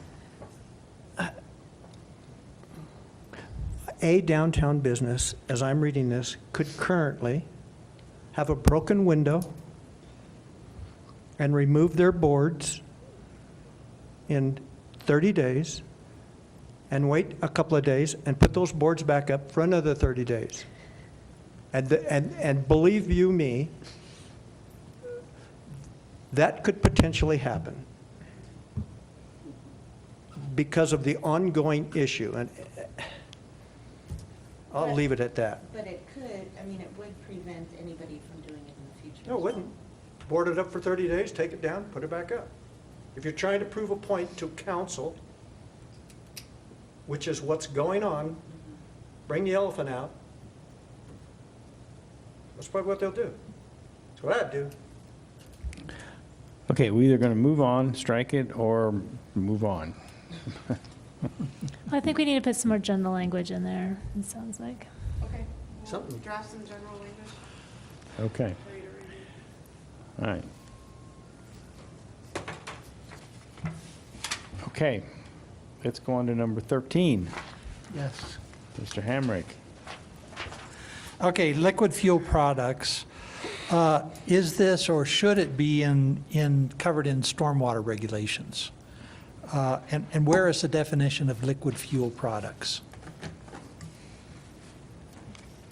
I mean, if we're talking about leakage, this is, that talks about underground liquid fuel installation. Actually, this is, if you're talking about a discharge, that's stormwater. If you're talking about underground storage tanks, isn't that already regulated by the state? Does that need to be a nuisance in our code? So I know so for instance, C that's being struck is, the reason that's being struck is it's moving to Title IX, I believe. So there is some of that reorganization that is being proposed. Understand that. I don't recall why we decided to keep this here. I know there's instances, at least on private property, where we've had some instances that we had to deal with, that it wasn't necessarily items leaking onto, say, a public right-of-way. So I'm guessing that's why that this is still in here, is because there's instances of potential leaking still on private property. And so The often those... Stormwater doesn't care whether it's private property, just cares about the discharge, the fact of a discharge. If you've got a discharge, Right, a and there's, leak. so there's a lot of, going back to one, an instant, at least since I've been here, where code enforcement got involved, multiple nuisances, they then reach out to Glenda and Stormwater and have them come out and look at situations as well, to verify. And so, I'm happy to follow up with Glenda and find out, make sure within her component of the code that this is listed in there. I can't speak to that, but we can So- follow up on that. What this covers is underground storage, and my point there is that not already regulated by our revised statutes in Colorado with a pretty comprehensive regulatory system, including inventory requirements, and why do we need it in the nuisance code? That's my A question. lot of times there's things that are state regulated that we reaffirm in the municipal code. I don't know if this is why, one of those Marijuana. situations, but there's several. Did we Yeah, do- for And I texting think- and driving. Yeah, and so John, it seems like B specifically talks about underground, but I think the other section of it, the overview and A, aren't necessarily specifically to underground. A says underground. Yeah, second sentence. The actual nuisance is the Oh, leakage there of we- 5 or more gallons there in that first paragraph that's not lettered. Yeah. And that doesn't say anything about underground storage. And my microphone. Gotcha.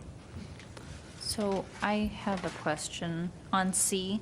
That almost seems more to me like a noise or a smell issue, more so than, so it's not addressed anywhere in, like if my neighbor's running a diesel generator for 12 hours a day, that would not be covered in any kind of, So we're removing it from Title 8, but that's one of those items that's being proposed to be moved to another title. So we're not eliminating it from the municipal code, we're just putting it in a different section of the code. but I would still consider that, I mean, we're talking So- about nuisances here, and so I would still consider that a nuisance if you're running a generator Yeah. or some sort of diesel engine for, long periods of time. Smell, noise is nuisance to me, not so much a fuel leakage problem. That's a good point.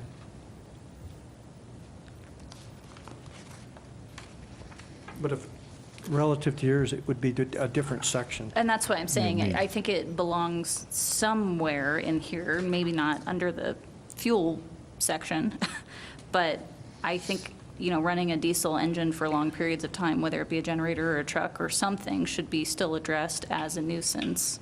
8:14:10? But it's in Title IX, it's there, it's just not in this caption, this title. It's there. Right, but I mean, we're talking about nuisances in 8, and I would consider that a nuisance. Title IX is public peace, morals, and welfare, and this particular title is enforced by our police department. I think the idea is what most people were worried about when we were looking at this was, okay, this is generally going to be a violator of someone who's operating some big long-haul truck. They pulled into a parking lot somewhere, and they're keeping the truck engine running all night long. And that was probably seen as something more enforceable through the police department than through code enforcement. That makes sense. And So- and if a neighbor is running a generator for 12 hours, are they? Well, like do they my not have dad, electricity? my dad has a travel trailer and he keeps a generator with him. And so if he were to come visit and pull in our driveway and not want to, plug into my garage and run his generator, there's nothing stopping him. And I Oh. can guarantee you my neighbors would be irritated. Well, it would under Title IX, and that would also be enforced by the police, not a code enforcement officer. Yeah. That's something that- So, does this also apply to a train engine? Are you aware of the massive problems that they had in Pueblo? Where they were parking those engines off of basically the end of 29th Street and idling those train engines for days on end because they couldn't shut them off, and basically there wasn't anything anybody could do about it, and driving people nuts with the noise and the vibration. So you got a point in terms of noise. Well, what we could do is we could look at C in terms of, does it make sense to keep a component in here that specifically talks about generators versus vehicles? Because when I'm reading through this as we're talking here, the specific term vehicle doesn't really come in until later in the discussion. I think that was the intent of why it was being proposed to be moved again to Title IX. And I just was. So maybe we could, yeah. But even if it was a generator, it would still probably be enforced by a police officer rather than a code. Because if it's in the middle of the night and the noise is driving you nuts, you're going to call the police. Right. You're going to need to. yeah, I was just offering, we could look at splitting some language and talk specifically about generator or non-vehicle components, like Just- a generator. I brought it up because we're talking about nuisances, and that's noise and smell, as far as I'm concerned. So, if it doesn't need to be included in the nuisance section, then I guess it doesn't need to be, but it just seemed like a nuisance to me. And so to come back to my original statement, I'm good with the first paragraph or sentence, the leakage of 5 or more gallons being a nuisance, a offensive discharge, but the 2 paragraphs on underground storage tanks, I don't think belong here. And I think those can be removed and leave the first paragraph in there without an issue. If council wants to do that. Would you remove them or move them? Remove A and B. And C. Well, But she's C's gonna work already on being. Well, I think C's is yeah. kind of separate discussion.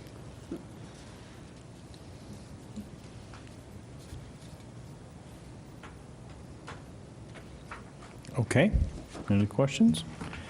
So we're going to strike A and B under 020. Is that okay? Yes. Okay. Just a brief question. Yes, sir. On 8/20/30, on leaking receptacles, it says broken slop. Is that, it's difficult to find the proper definition of slop, but that would suggest that it's a device. Is that your intention, do you know, or was it the intention, or is it? Since that's existing language, I have no idea what the intention was when that was originally written. I mean, but the way you read it, it suggests that it's a device, right? Because it's broken? I can tell you what we did, that we Oh. had a slop bucket on the farm. Well, a Yeah, I know, slop. but there's no, The slop is what you feed hogs from. Yes. so it is a It device. is. Yes. It's a container. Okay. It's a I'm good. bin. You wash it down there and they suck it up. Okay. Done that many times. Okay. 13, let's go on to 14. Go ahead, John. Go ahead. So on 14, 822-030, stale matter, And the new language, it says, except for commercial use that has regular scheduled pickups. It needs a D. Yep. Okay, What was that? It needs a what? needs A D scheduled. Okay, yes. Yes. Anything else on 14? Did anybody else think that was a duplicate from somewhere else? From what? A duplicate? From, Stale matter in that definition? Or not definition, but that statement? No? no. Okay. Okay, let's go on to 15. The only question I had, since got the microphone, is authorized private receptacles. Are those like those things that what is an authorized? Is that from like the disposal companies, authorized private receptacles? Okay, that's in B, except the So public. you're under littering 826B. Yes, B. Authorized private, except in public authorized private. I've seen authorized private receptacles other places. I think they're talking about like if your friend owns a dumpster and they authorize you to go dump in it. Because I saw that somewhere in here, where if you Yeah. had the permission of, Wouldn't that be like the one at Safeway? No, I'm serious. Yeah. That's a private receptacle. Right, okay. Or at the Are you gas authorized station to and you're use cleaning it? out your car. yeah. Yeah, or the COG recycling bins. Okay. That So would be it's a bin that some private owner is renting like we do at my company, and if you want to use it, it's okay. It's not a specific type of receptacle. Well, but my point is the one at the gas station would be an authorized private receptacle. Okay. The one at Safeway Probably. would be a private receptacle that's not authorized, Okay, Right, yes. okay. I think. So this sort of gets rid of dumpster diving. All right, any other questions on 15? All right, let's go to 16. Yes, Mr. Hamrick? So under F, the end of the sentence there, it says, "And the person is authorized by the proper public authority, not property." Got it. You're good, Councilman. Wow, My eyes usually start glazing over pretty quickly.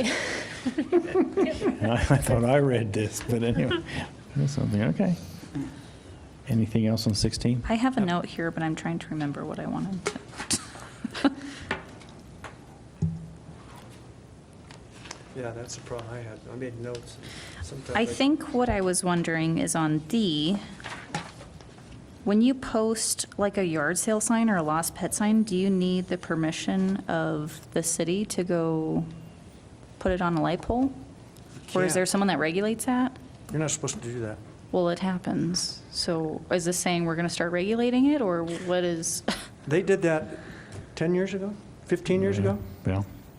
They put this, from what I recall, about 10, 15 years ago, when at one point they decided this is crazy. They put that ordinance in, but then they enforced it for a little bit, and then, you just look at them now and they're full of nails. And Yeah, that's, I I've known just people kind of that wanted put signs on those. clarification there of, is this something still we're illegal. enforcing? Okay, but we're Right? just not enforcing Yes, it, you're correct. You're not allowed to use public polls to post things. and we just don't enforce it. Now, the question I don't know is, the answer to that question. most of those poles belong to Black Hills. Black Hills Energy. Right. So maybe we need to put a provision in there that we can use our poles for signs. Okay, let's But go it- on. yeah, I mean- Yeah, let's keep moving. 17. Any questions on unsheltered storage prohibited? I got a question on C. Ms. Smith? I was going to just point out, too, for Part A, that it does say an inoperable motor vehicle not located in a garage. So that's also where it's reinforced about cars that are not in a garage. And for the 14 days, okay, I guess you had talked about in Part C how that they would be immediately removed. And I was looking up different provisions in other cities, and it seemed pretty standard that they needed to be removed within 72 hours. Maybe that might be a little more reasonable. Where are you? So that's on C, when they talked about, I think C? I thought you You're on page mentioned A. 17. On Are page you on 17? Yeah. There's no hours in C. Gina had mentioned that they would want to remove vehicles, inoperable vehicles immediately. No, I think it was the noticing, not removal, if I recall. Okay, Yeah. Okay. That's in the enforcement, all right, I think. so I'm good. Yes, sir? Well, I think, I mean, when I read item C, I come back to saying that if I've got an inoperable vehicle that's in my garage, which is on my property, you could tell me to remove it. Yeah, because it says on any premise, it doesn't specify. I mean, If we're it's back to hidden that thing or- about Right, so what's that's in what the we're trying to clarify. So are you looking under A, Jim? No, C.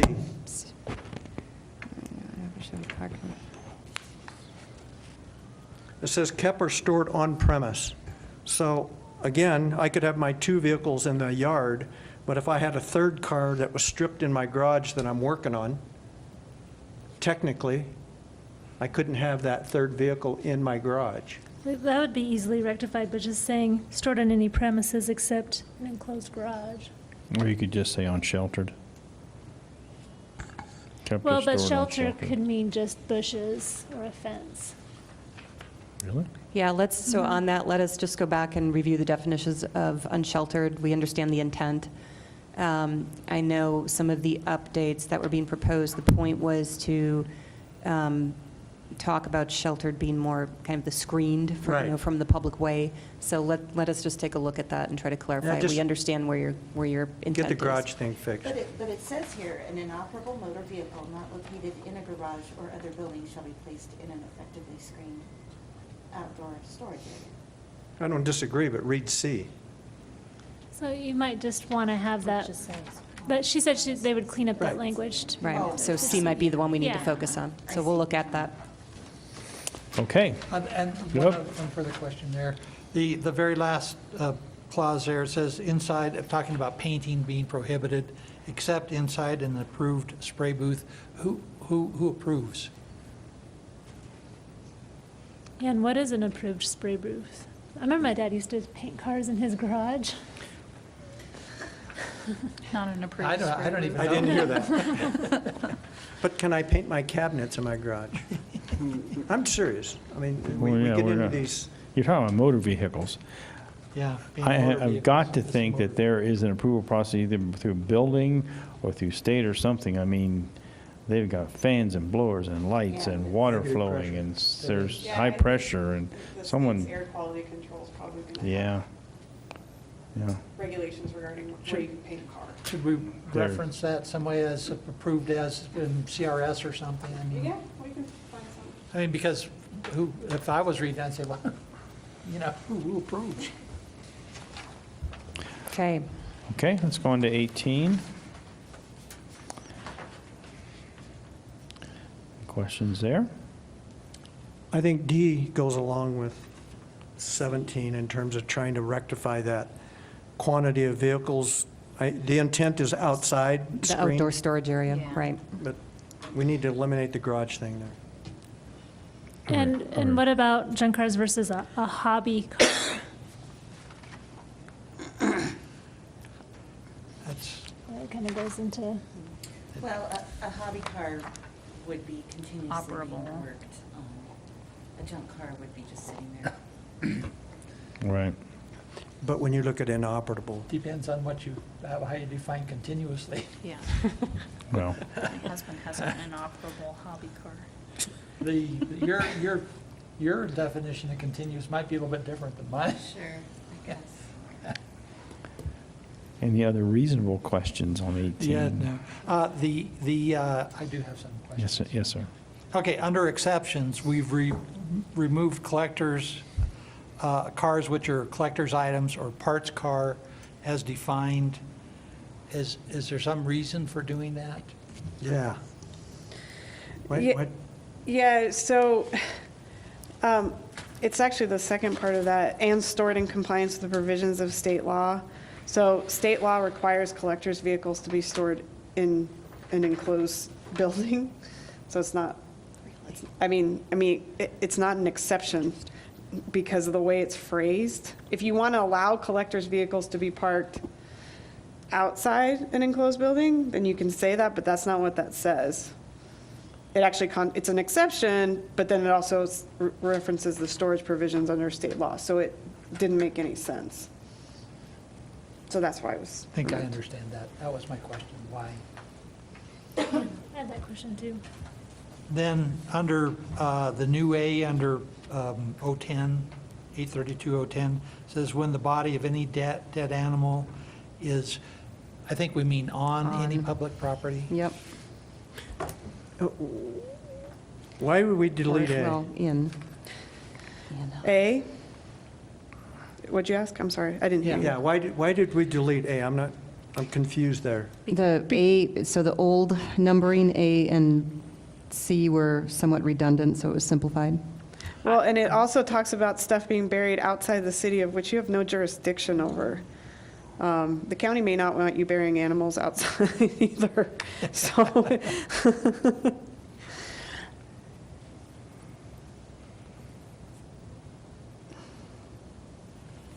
I guess the problem is, item A seems to talk about, or is reference to the owner, but then when I get to B, I don't see any owner responsibility in B, or the new A.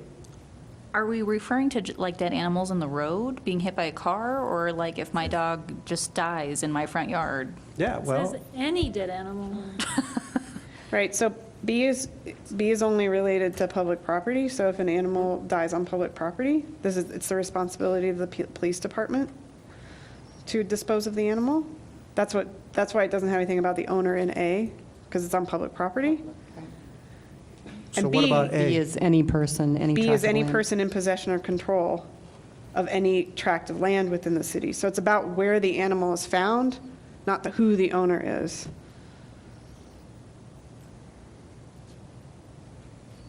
So my dog dies on John's lawn, it's his problem. That's right.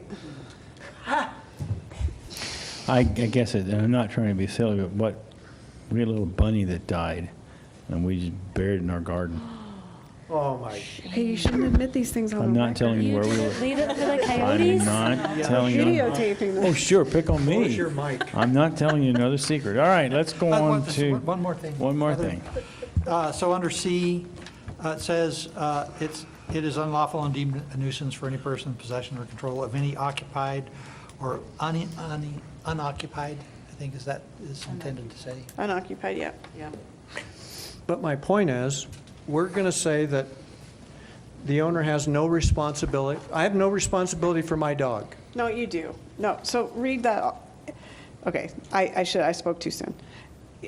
If something dies on your property, you may not bury it or cause it to be buried. That's C, or B, sorry.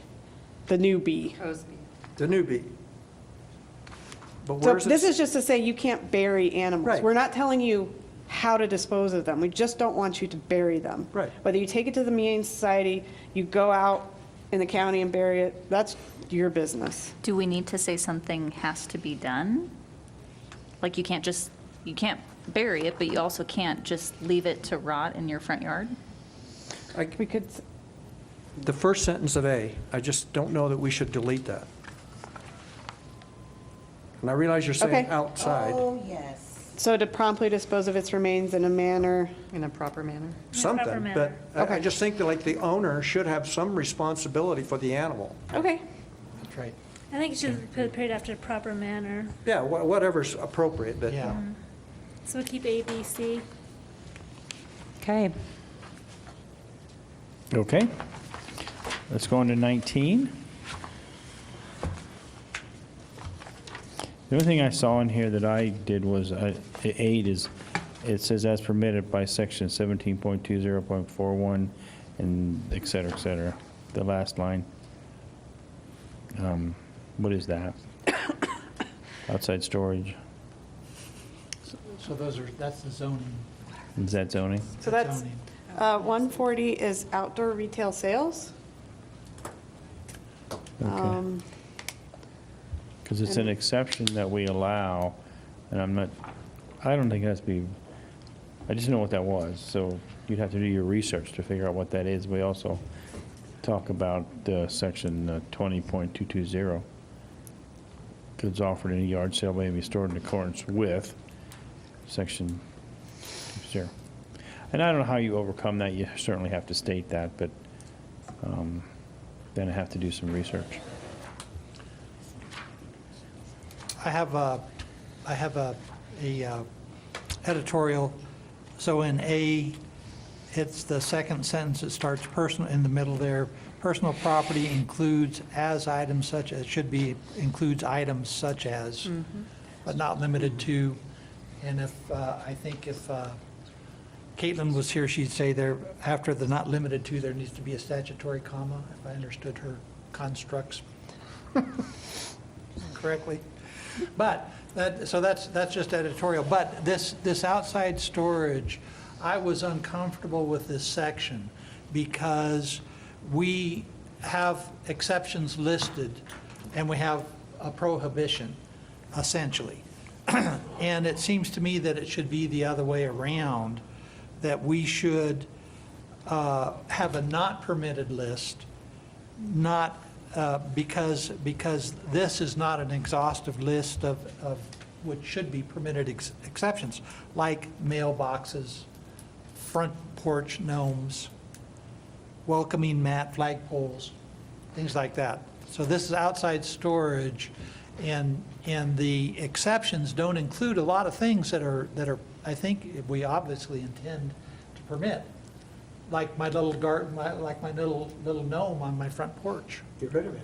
Yeah, I might have to. Good grief. But just philosophically, I don't think this should have a list of exceptions. I think it should list the things that are not permitted. So I think it's the reason it's organized this way is, so remember, A, we pulled out this section to be focused on outdoor storage. And since this entire title is about nuisances, we first want to state what the nuisance is, and then exceptions to the nuisance.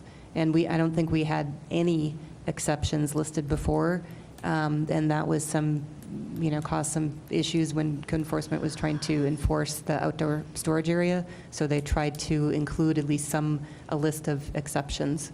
I mean, again, this is a case where I don't think we're ever going to have everything listed. Didn't we have some verbiage, or don't we have some verbiage in code that talks about construction materials that are covered, must be covered, that are visible? I don't see that, but my point is, I don't like it, but I guess I could live with it. The timeframes, I think, is where we need to look at, like having landscape materials out in your yard, but then they have to be done in 15 days. I think for some projects, that's not realistic. And fencing materials within 30 days. I realize the intent there, but building materials within 90 days. I realize the intent is to clean things up and visible from the street, but I think some of those timeframes are. And again, I thought there was some verbiage in code that mentioned that if you had built construction materials that were visible from the street, they needed to be covered. Does that not ring a bell? Not to me, but we can. Yeah, I remember reading that somewhere. But this would look like it's active construction that you would want to have to cover up every single night if you're in the middle of a project. A 90-day project, maybe. I mean, I think my construction project was, unless you didn't hear, but was more than 90 days. Did you have that in your front lawn? I don't have any choice. I mean, yeah, I mean, it's.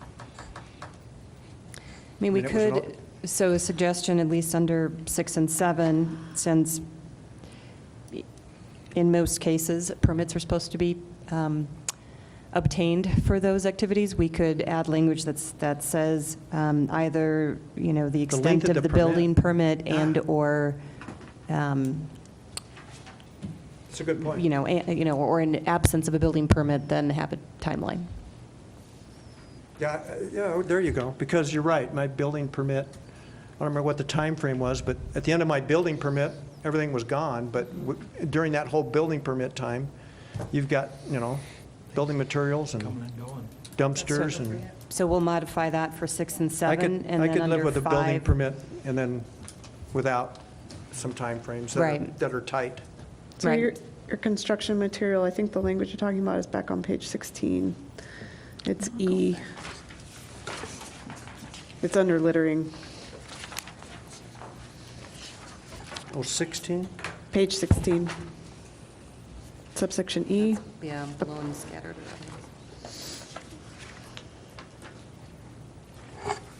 Okay. And John, to address yours, there's a clause, 3 says including but not limited to under lawn, under, I see that. So, Yeah, and with our previous discussion, I think I'm. so does C conflict with E? Now that you've found that for us? Madam Attorney? Well, the Or The Dina? page 16 piece is about littering, and so it's referencing those materials being blown around versus actually storage of those materials, which is the outdoor storage component. So I think they're two separate issues and don't conflict.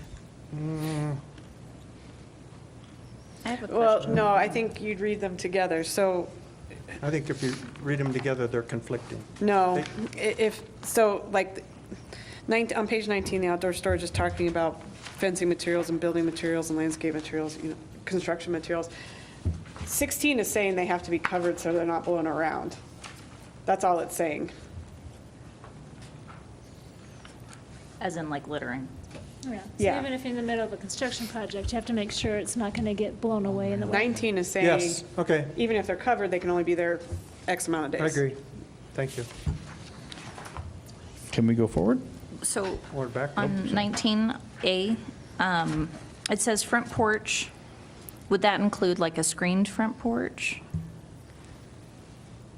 Because my neighbors have a screened front porch that's to the ceiling with God knows what, but you I've can still seen- see it. I've seen things like that. But, I mean, because they have the screen, so you can still see through it, so I don't know if that's considered inside their house or visible from the public street. Well, it's, yeah, I mean, it says or area visible from the public street. So even if it was a It screened-in would front still porch, count. that next phrase would Okay. cover that. Because I'm sure a lot of people have the mentality of, there's half a wall around it, so it's inside. Or it's under a roof, so it's They inside. put some blinds on their screens, and you wouldn't see it. Okay, let's go on to 20. That's fine, anyway. I have one. Yes, sir. Mr. Hamrick. So right there, under vegetative growth, it says no vegetation growth. That should be vegetative growth. I noted that one. Okay, good.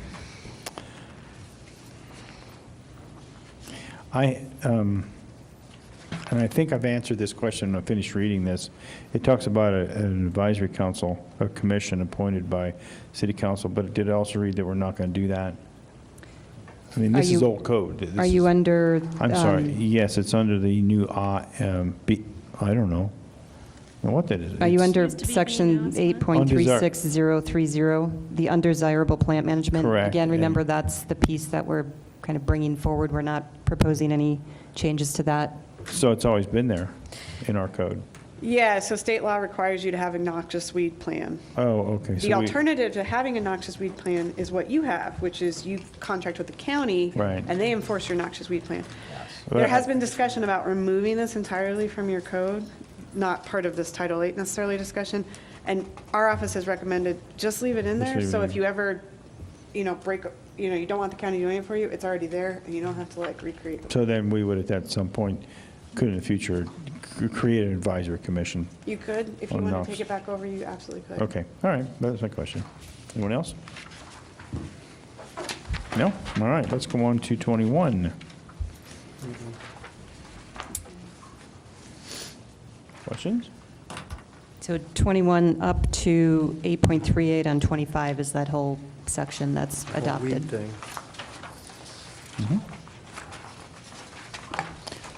Is, on page 23, inspection warrant, is that, that's in the old code?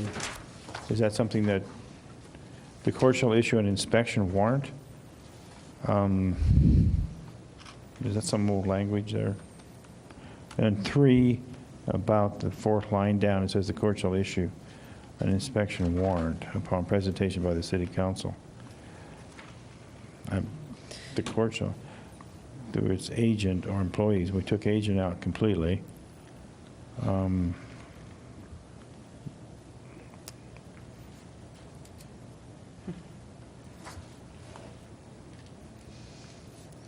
Seems like we've covered this lack of access a different way.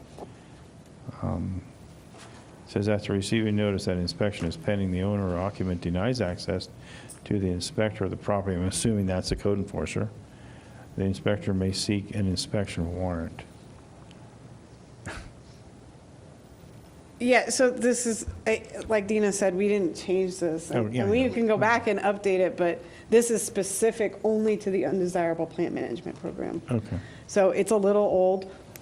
It's an inspection warrant. It's basically a search warrant. Okay. We'd probably take out the presentation by city council part because you wouldn't be involved in that. So, we can clean it up if you want while we're at it, or we But can just kind of leave it no. as it is. And No, if there's no harm, no foul. Might as well just leave it you're not there. using it right now. so- We're not using it. Okay, that's fine. Okay, let's go on to 24. And On, nothing there has changed, but go ahead. on number Questions? 6, did you talk about, I feel like you addressed this already, but I can't remember. Do we have an arbitration panel?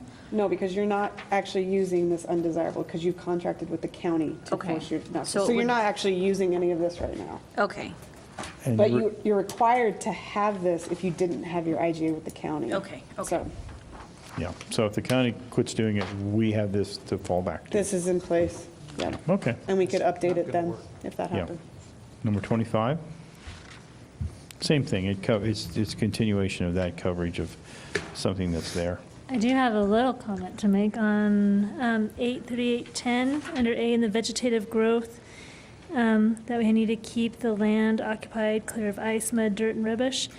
And what about weeds and trees that literally grow in the street, because the streets are so horrible? And those usually grow around abandoned cars, by the way, but and you see it all over town. They do. I guess I'm just being a little facetious. Right. but- Yeah, you can bring that up with Adam. We're going to fix those streets though, right? Okay, let's go to 26. Yes. Yes, sir. I have several comments on this page. The first is at the top. After any fall of snow, the snow shall be removed from such sidewalk within 24 hours from residential properties and immediately from commercial properties. And it's the immediately. So if it stops snowing at midnight, there's a code violation because even though the store is unattended, nobody's removing the snow.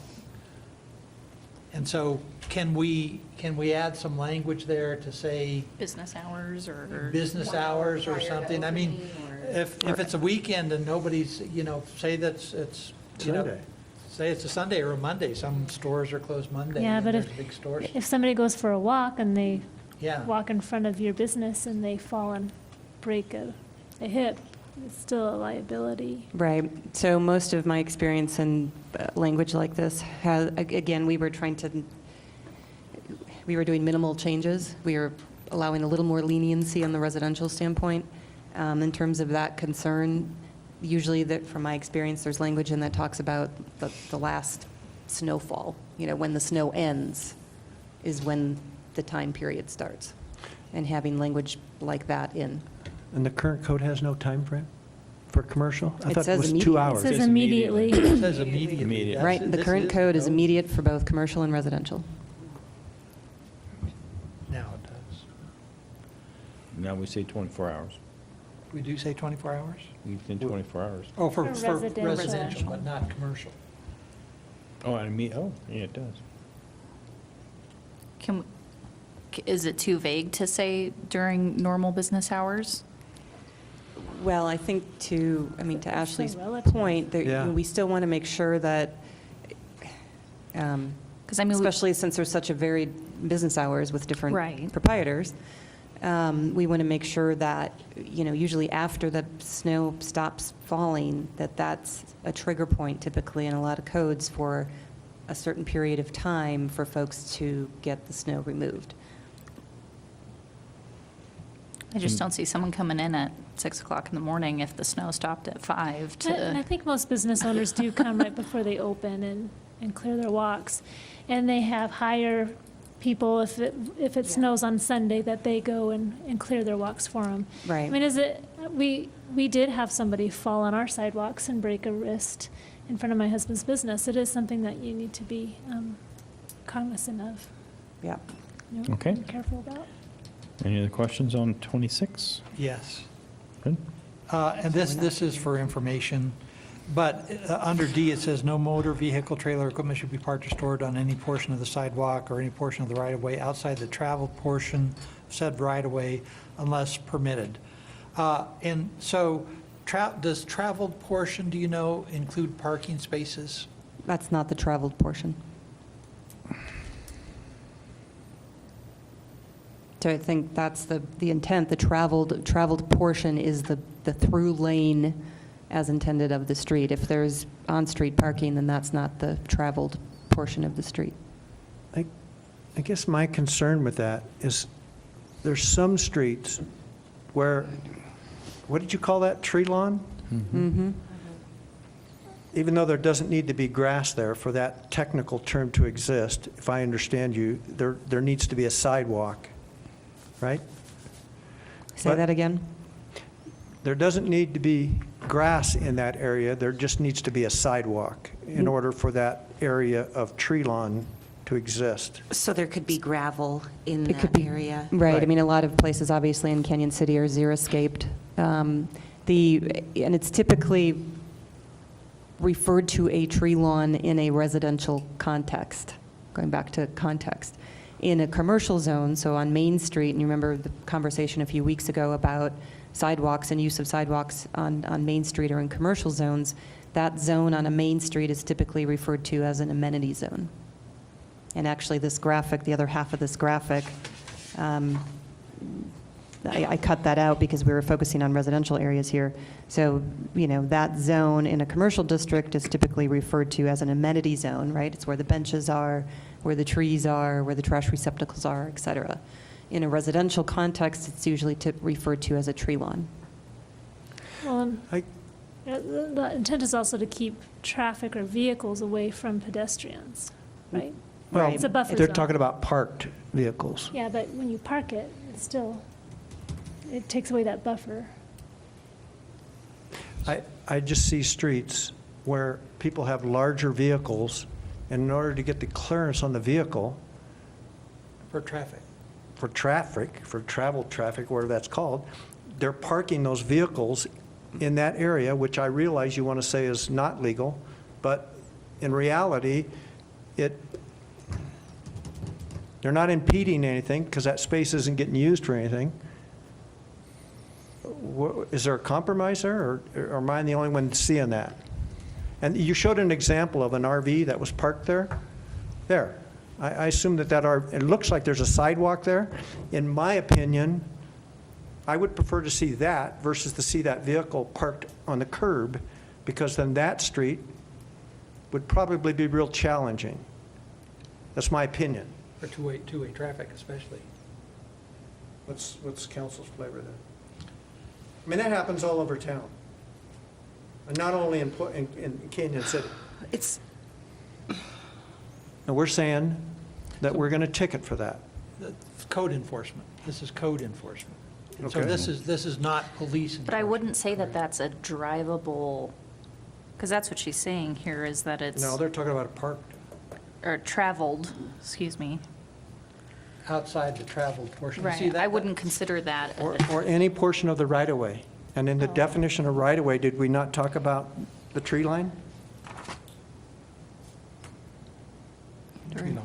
You're What? talking, Tree lawn, sorry. it says tree line. traveled portion of said right-of-way. That's not the traveled portion. Do what? Which one are you going on? I'm on D. On D. travel The portion. travel No. portion of the right-of-way. On any portion of the sidewalk or any portion of the right-of-way, Outside the travel. outside the travel portion, which is that area where that vehicle is parked. And even if they park it at the curb, it still is outside the travel portion, right? That's my Right. concern about this language, because, and that's why I ask it, are parking spaces in the travel portion or not? Because of my understanding of this is I can't park anything in front of my house. I've got curbs out there, but I can't park anything on the street because it's not permitted necessarily by the city engineer. Good point. That's true, and a lot of our roads are quite narrow, and you couldn't park on the side of the street without going in the right-of-way. Yeah, I see that. Yeah, and that's the kind of the issue there. If they do That's park. like all over town. Yeah, Back to John, I think I look at it like if there's not a no parking sign that says that I can park. Is that, I mean, that's the guideline I use, that on my street, which is a narrower street, there are, this is double negative, there are no parking signs. There are not any no parking signs. So therefore, I make the assumption that I can park like that by the curb, not on the tree lawn. But people on my block park on the tree lawn because they got a wider vehicle and they're getting off the street. Right. So where's the compromise? So I think this is, and we're trying to find it, this is one of those examples where it was referenced and exists in some form. I don't know if it's the exact form, that's what we're trying to find, in Title 12 or 10 or 17. You know, the intent here is we're trying to avoid this. We're trying to have vehicles stored and parked for long periods of time on the tree lawn and/or on a sidewalk. So, I mean, that's the intent. I'm just telling you that's the intent. So maybe there's some wordsmithing, but that's the intent. Well, because the RV and the collector's car are probably there for months at a time without ever being moved, which is different than someone who's parking in front of their house. Yeah, So- they also have a power cord going across the sidewalk. So relative to that particular picture, we're saying that is not acceptable, but if they move them out to the edge of the curb, it would be. But there's also, and I'm not the expert on parking, you know, this is the police department component of cars that park, is it 72 hours, right? So it's still an issue of, it gets back to the 72-hour time limit For an RV?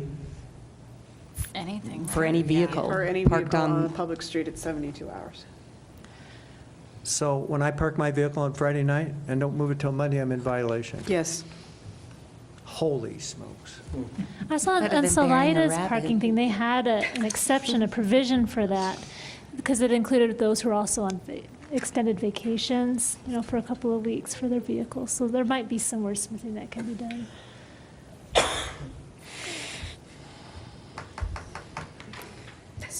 So if we separate out the two pieces here, so one clearly gets to parking and/or storage on the sidewalk. Is there agreement on whether that's acceptable or not? That's a no-brainer, I think. I Okay. mean, you can't be parking on the sidewalk. I mean, that's, Yeah. Because I have seen that. Sorry, Dina, I didn't mean to. Okay. Then, so then the second component.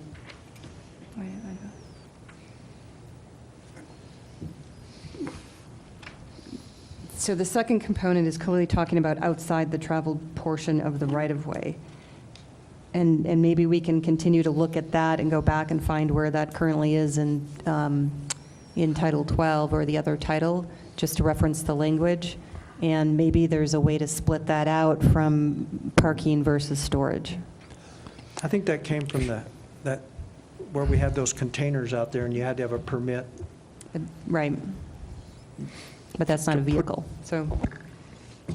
Yeah, I think we need to differentiate between long-term, you know, storage, because basically that's storage in that picture versus day-to-day Overnight parking. overnight parking. Yeah. Or, you know. A because of your usual residence. parking spot. Yeah, Weekends or holidays. residential parking. Yeah. Okay. Any more questions on 26? Yeah. Go ahead.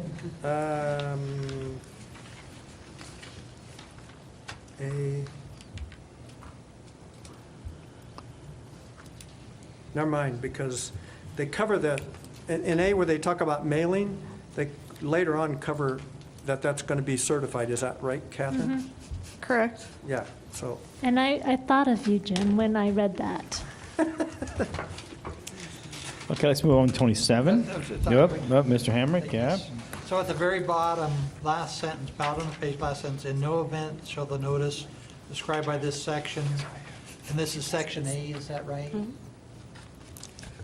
You're looking at 3 there at the very bottom of 26? Yes, 3, the last sentence in 3, and it says, the notice as described by this, that's section Is a 84210. Yeah. Okay. So you can go right to the summons You and can. complaint? We don't ever really recommend it. Why would we have it in there then? Because we want the ability to do it if we need that. If we need that tool, we need it in there. That's, but it's not. There may be rare circumstances where I've it might be I've never had applicable. it happen. Yeah. Because we Okay. don't want to spend the time and money to go to court if we Yeah. can get, Okay. yeah. Okay, a few of us need to take a potty break because they plied us with water. Do you want to take a break or just continue to talk and we'll come and go? Okay, if you yeah, if we need, somebody, let's take a 5-minute break. keep going and we'll go, what? You need to go, but. God, we can't even Did you want a agree. break or did you not want a break? Well, I would prefer the break, of Okay. course. Let's take a break. All right, let's, 5-minute break? 5 minutes, no more than 5 minutes. We'll start the count. Yeah, put on the timer. Put on the timer. I was noticing one of you was starting to tear.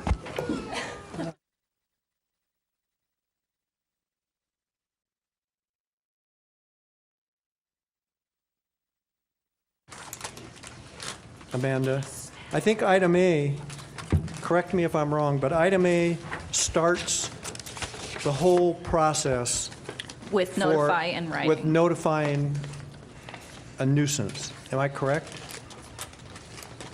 In other words, the first step officially that we're going to take where we've identified a nuisance, like maybe this car, is we're going to send them a letter. No, that's exactly what I said at the beginning. That's not what's going on. This is the beginning of the legal process. There could be administrative steps that aren't listed in the code that That's they why. go to the property and they talk to the owner and they say, hey, your car's parked in the spot, or whatever the nuisance is. This is the legal trigger, the legal process. It does not exclude an administrative process beforehand to, knock and talk, or, write a letter letting someone know something's going on before the actual formal notice of violation. Those are two different things. And I, Well, then the, sorry, would like to see that Well, and we administrative. will be bringing, because we have to revise, if we go through with this ordinance, we will be revising the administrative policy. well. And you can put in there, So it'll be brought to council, we can read it, discuss changes. that is my intent. Okay. Anyway.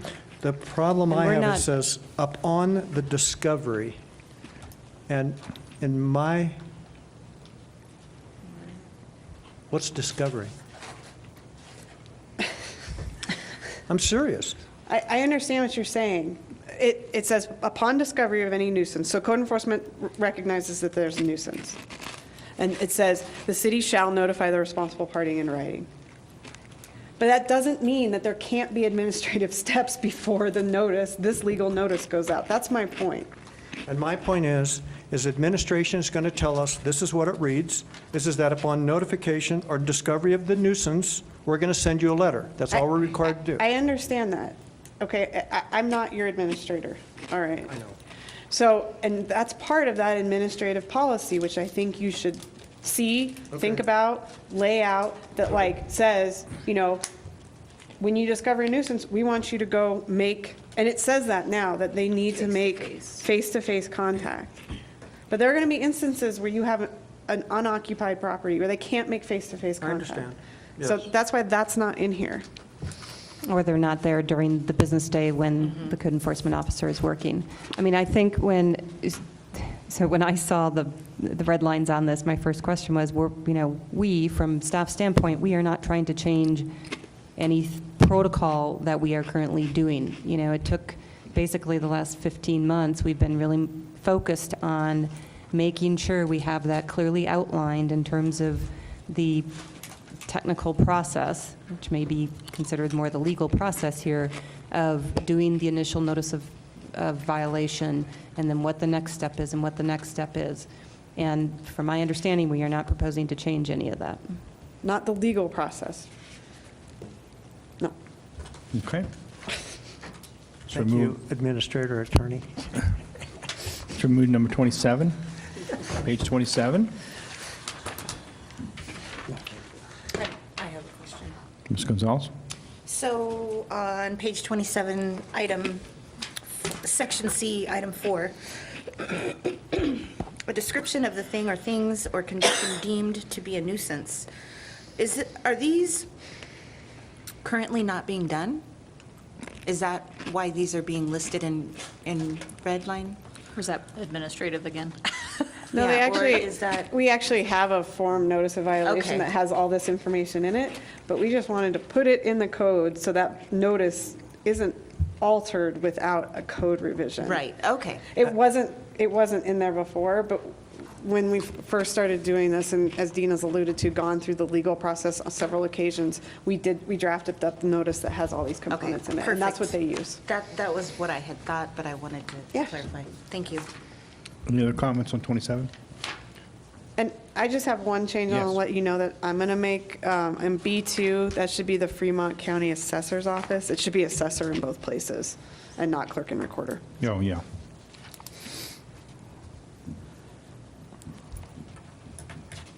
Okay, thank you. Let's go to 28.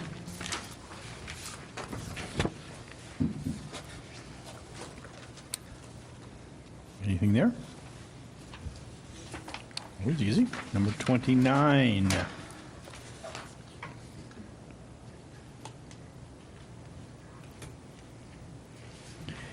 The only thing I had lined out is the 5 days specifically. Should we say 5 business days, or is 5 days, period? Are you on 30? The 5? 29, Top of the page. top of the page, it says, da-da-da-da-da, Ah. at least 5 days prior to time. Just, Oh, the service of the, yeah. for the hearing? Yeah, notice provided by the service. I guess it doesn't matter, though. Service is service. It's- Well, I wouldn't say it doesn't matter. I mean, you do want to give someone adequate notice to appear, so I don't think it, Well, Is 5 normal for you? let me put it this way, like, if someone issues a subpoena to you, they can issue it within 48 hours of the hearing. So some notices are sooner than others, so you can certainly increase that amount of time if you'd like. my question was, it wouldn't make any sense to put 5 business days in there, because it doesn't matter. This is just reading material and notification. Dina, you look like you have something to say about that. No. I think it's always good to No. do business days. I guess I would suggest instead of doing business days, because that gets into like holidays and all that Okay. kind of stuff, to just increase the number, like to 7 or 10, Okay. if you want to have it longer. How about 7 days? Okay. Okay. Let's go on to number 30. The same comment. Yeah, on 3, the Yeah. same thing. Same thing on 3. I got a question on F. Okay. Can we, or is it relevant for people like myself? Item F. Do we need to designate how those can be paid? In terms of, can I bring you in 4,000 pennies? Yes, we You know what can- I'm saying? We can put that in there. I mean, that's kind of covered on how it can be paid. And we could put in what form payment can be made. not pennies. By the way, that happens to us all the time. Hey, if all you have is Angry pennies, that's all you customer got. bring the bill and Well, I mean, it's legal currency. Yeah, and we wouldn't exclude pennies, I was only kidding. Or we But just, cash, that's still cash. no, I mean, cash would be one of the forms, the city would want. No coin? Cash and coin covered. Cash covers coin.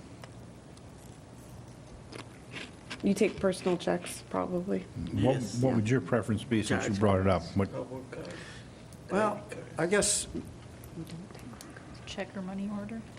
Well, we can just add how the fine shall be paid, in what form the fine shall be paid, and then staff can take care of, I think you guys accept everything, so it's not really an issue. I mean, I wouldn't even have but I a mean- problem with us Credit rounding cards. down to the nearest dollar and only accepting currency, because that would eliminate coin. Is that not correct? Well, it's even numbers. The fines are even numbers, so it's not like the fine's $125.03. But the type of pay can change in the future in ways that we don't even acknowledge now. You have the Apple Pay and all kinds of different kinds of pay, and that'll change. I'm not So worried about that. We can just put the language in here, and then the notice will contain that. Yeah. okay. Let's move on to 31. So there's a 7, Wait a minute. should be 7 and 3, 7 calendar days, or is that for the appeal? Yeah, keep it Bottom of consistent. page 30. Yeah. And on 3, where it says compliant, the third sentence from the bottom, compliance, shouldn't that say within? No, compliance with this time limit, that's Okay. correct. And that's And going to be there's 7 an- days, right? And there's Do you want another- that to be 7 days? I think, Yes. yeah. Okay. There's another 5 days under A. Just make them all 7. Yeah. Okay. So is that, okay. So is A in the right section? I got confused with A being there versus being over with number 4. Okay, so, Does that make sense? wait, so say that again, A? 3A, it seemed like that it should be under 4. No, so 3 is how you start the appeal, so that includes like the notice of appeal that the person is filing with the municipal court. And so that's the process of like getting the appeal started, and then the actual appeal is in for like how the appeal's handled. All right. Okay. 31. Any questions? My on only that? question is D, where it says, last sentence, the period is extended to the first day. Oh, where are you? I'm sorry.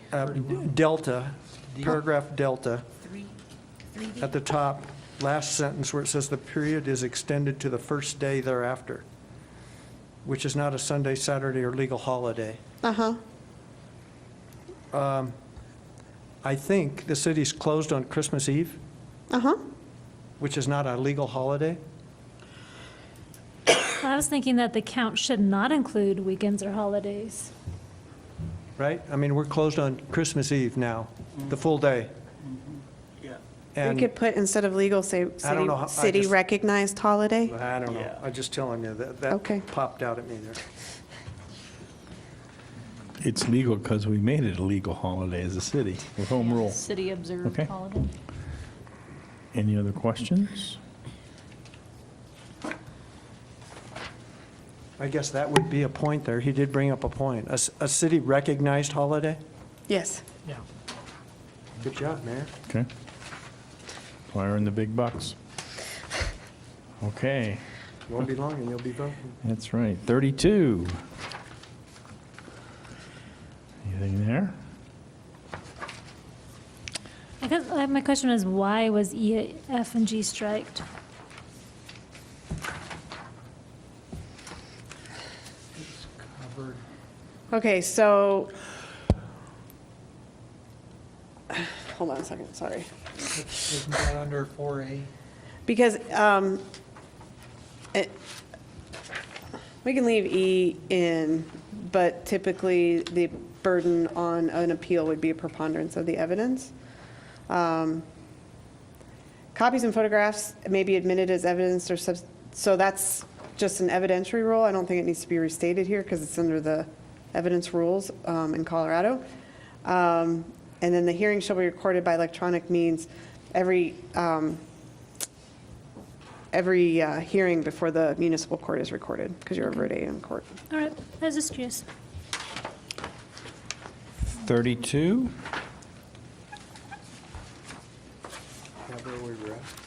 You already did that, so we're at 33. Oh, sorry, 33. We did 33. Okay, 33? 33. 33? I did have a question. Yes, sir. So at the bottom, it says under D, abatement by criminal action penalty assessment. If a code enforcement officer elects not to summarily abate the nuisance, I didn't understand how can the code enforcement elect to summarily abate? So back on A, if there's a public emergency, basically, you can act to abate the nuisance. And that's that really extreme circumstances that I told you never happens because we wouldn't be under the nuisance code if someone's life was in danger. So that's, yeah. Thank you. Sure. In 5, the top paragraph, it talks about the city administrator shall publish a schedule of fines for administrative, Should those fines be approved by city council or the mayor?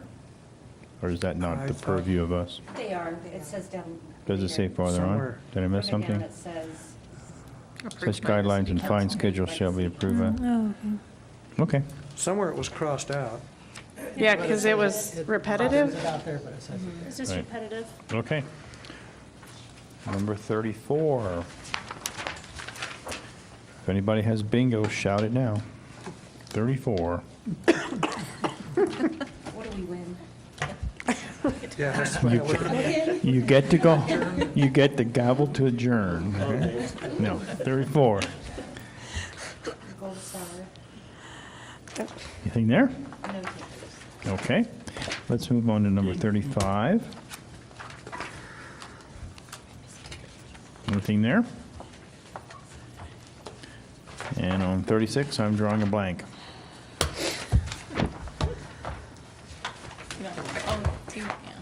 I just have one question. Yes, ma'am. And I wrote it on this page. Blank. It's because it was blank. So when someone is, okay, so you know when somebody's evicted from an apartment or a home, the landlord sometimes takes all of the contents from inside the home and puts them out on the sidewalk or in the front lawn. Is there anything in this title that addresses that kind of instance? In terms of being, allowing that for a while, or? Or, no, in terms getting of after not it? allowing it? I've seen that. I mean, I've seen that's- it too, and I've seen people come take stuff and it causes arguments, and then I've also seen stuff blow down the street and it causes a mess. So when an eviction occurs, it's carried out by a representative of the Fremont County Sheriff's Department.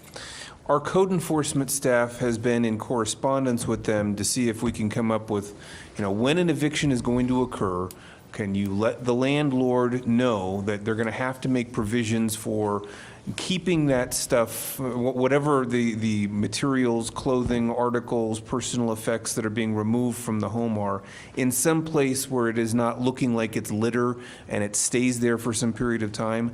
I don't know that we've had a whole lot of success with that at this point. We're still trying to work on that. At the moment, it's occurring outside of our jurisdiction. Okay, So all right. we're trying to address it. Well, the thing that I've noticed is sometimes undesirable items get left behind, such as sofas, TVs, and they just get left there. So that's just my only issue, is it stays and stays and stays and We- stays. And we then I do guess that would understand, fall into the yes. category of having indoor furniture outside. So, And Or littering. And I've had clients who have actually implemented provisions that address that specific situation. When an eviction occurs, when it's put out, they will take it, throw it away, and the property owner will be responsible for Okay. that. So the evicting party is going to be the responsible one to try to deter that. I know they did that in North Glen, that's who I've done it for, and they wanted a specific section that addressed that, so they didn't have to try to fit it under litter or fit it under outdoor storage. Right, and that's, yeah, that's. So who did you say? North Glen. North Glen. Yeah, but City. who do, say that process again? So they have an actual code provision in their nuisance section that says when an eviction occurs, when a tenant's personal property is placed out, they will come, the code enforcement come, pick it up, they will dispose of it, and they will charge the owner, the property owner, for putting it out there. Okay, so, Because the property owners, it has the option of maintaining the tenant's personal property. And so a lot of property owners are like, well, that's how we do it. We just put it out there and then they'll come and get it. Well, they don't come and get it because they don't come back. And so. and so that could fall into, there was one section in here where we talked about 15% was added to the bill.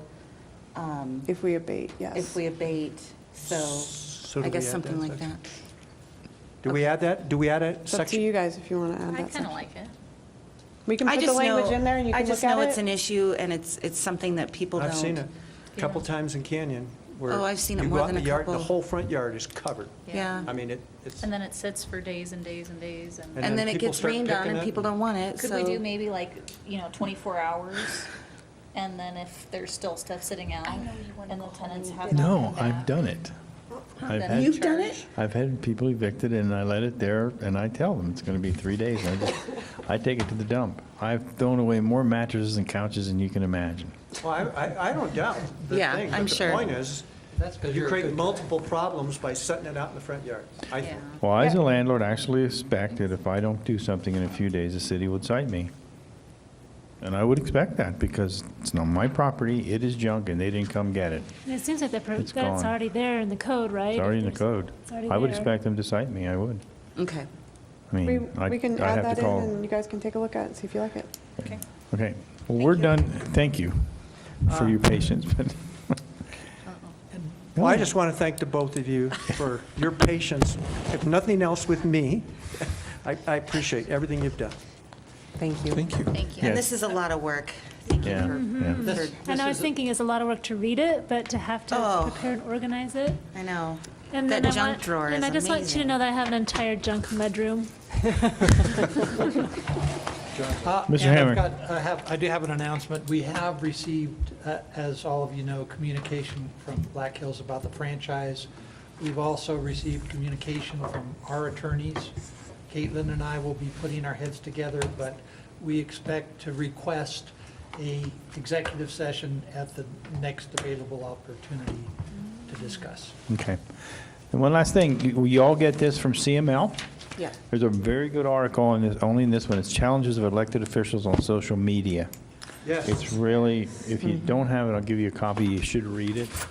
It's very, very informative, and please do read it. Well, I guess I can And wait then, until everybody has I've been getting calls lately as mayor about pot-bellied pigs. Wha- Really? I thought that was in one of the ordinances that Well, were, we tried to, but Didn't that go We away? haven't done anything yet. she looks away. No, I was looking at, I was looking at our attorney. No, I was, yeah, I think, you know, at the request of council, I think we had drafted some language on that, and then it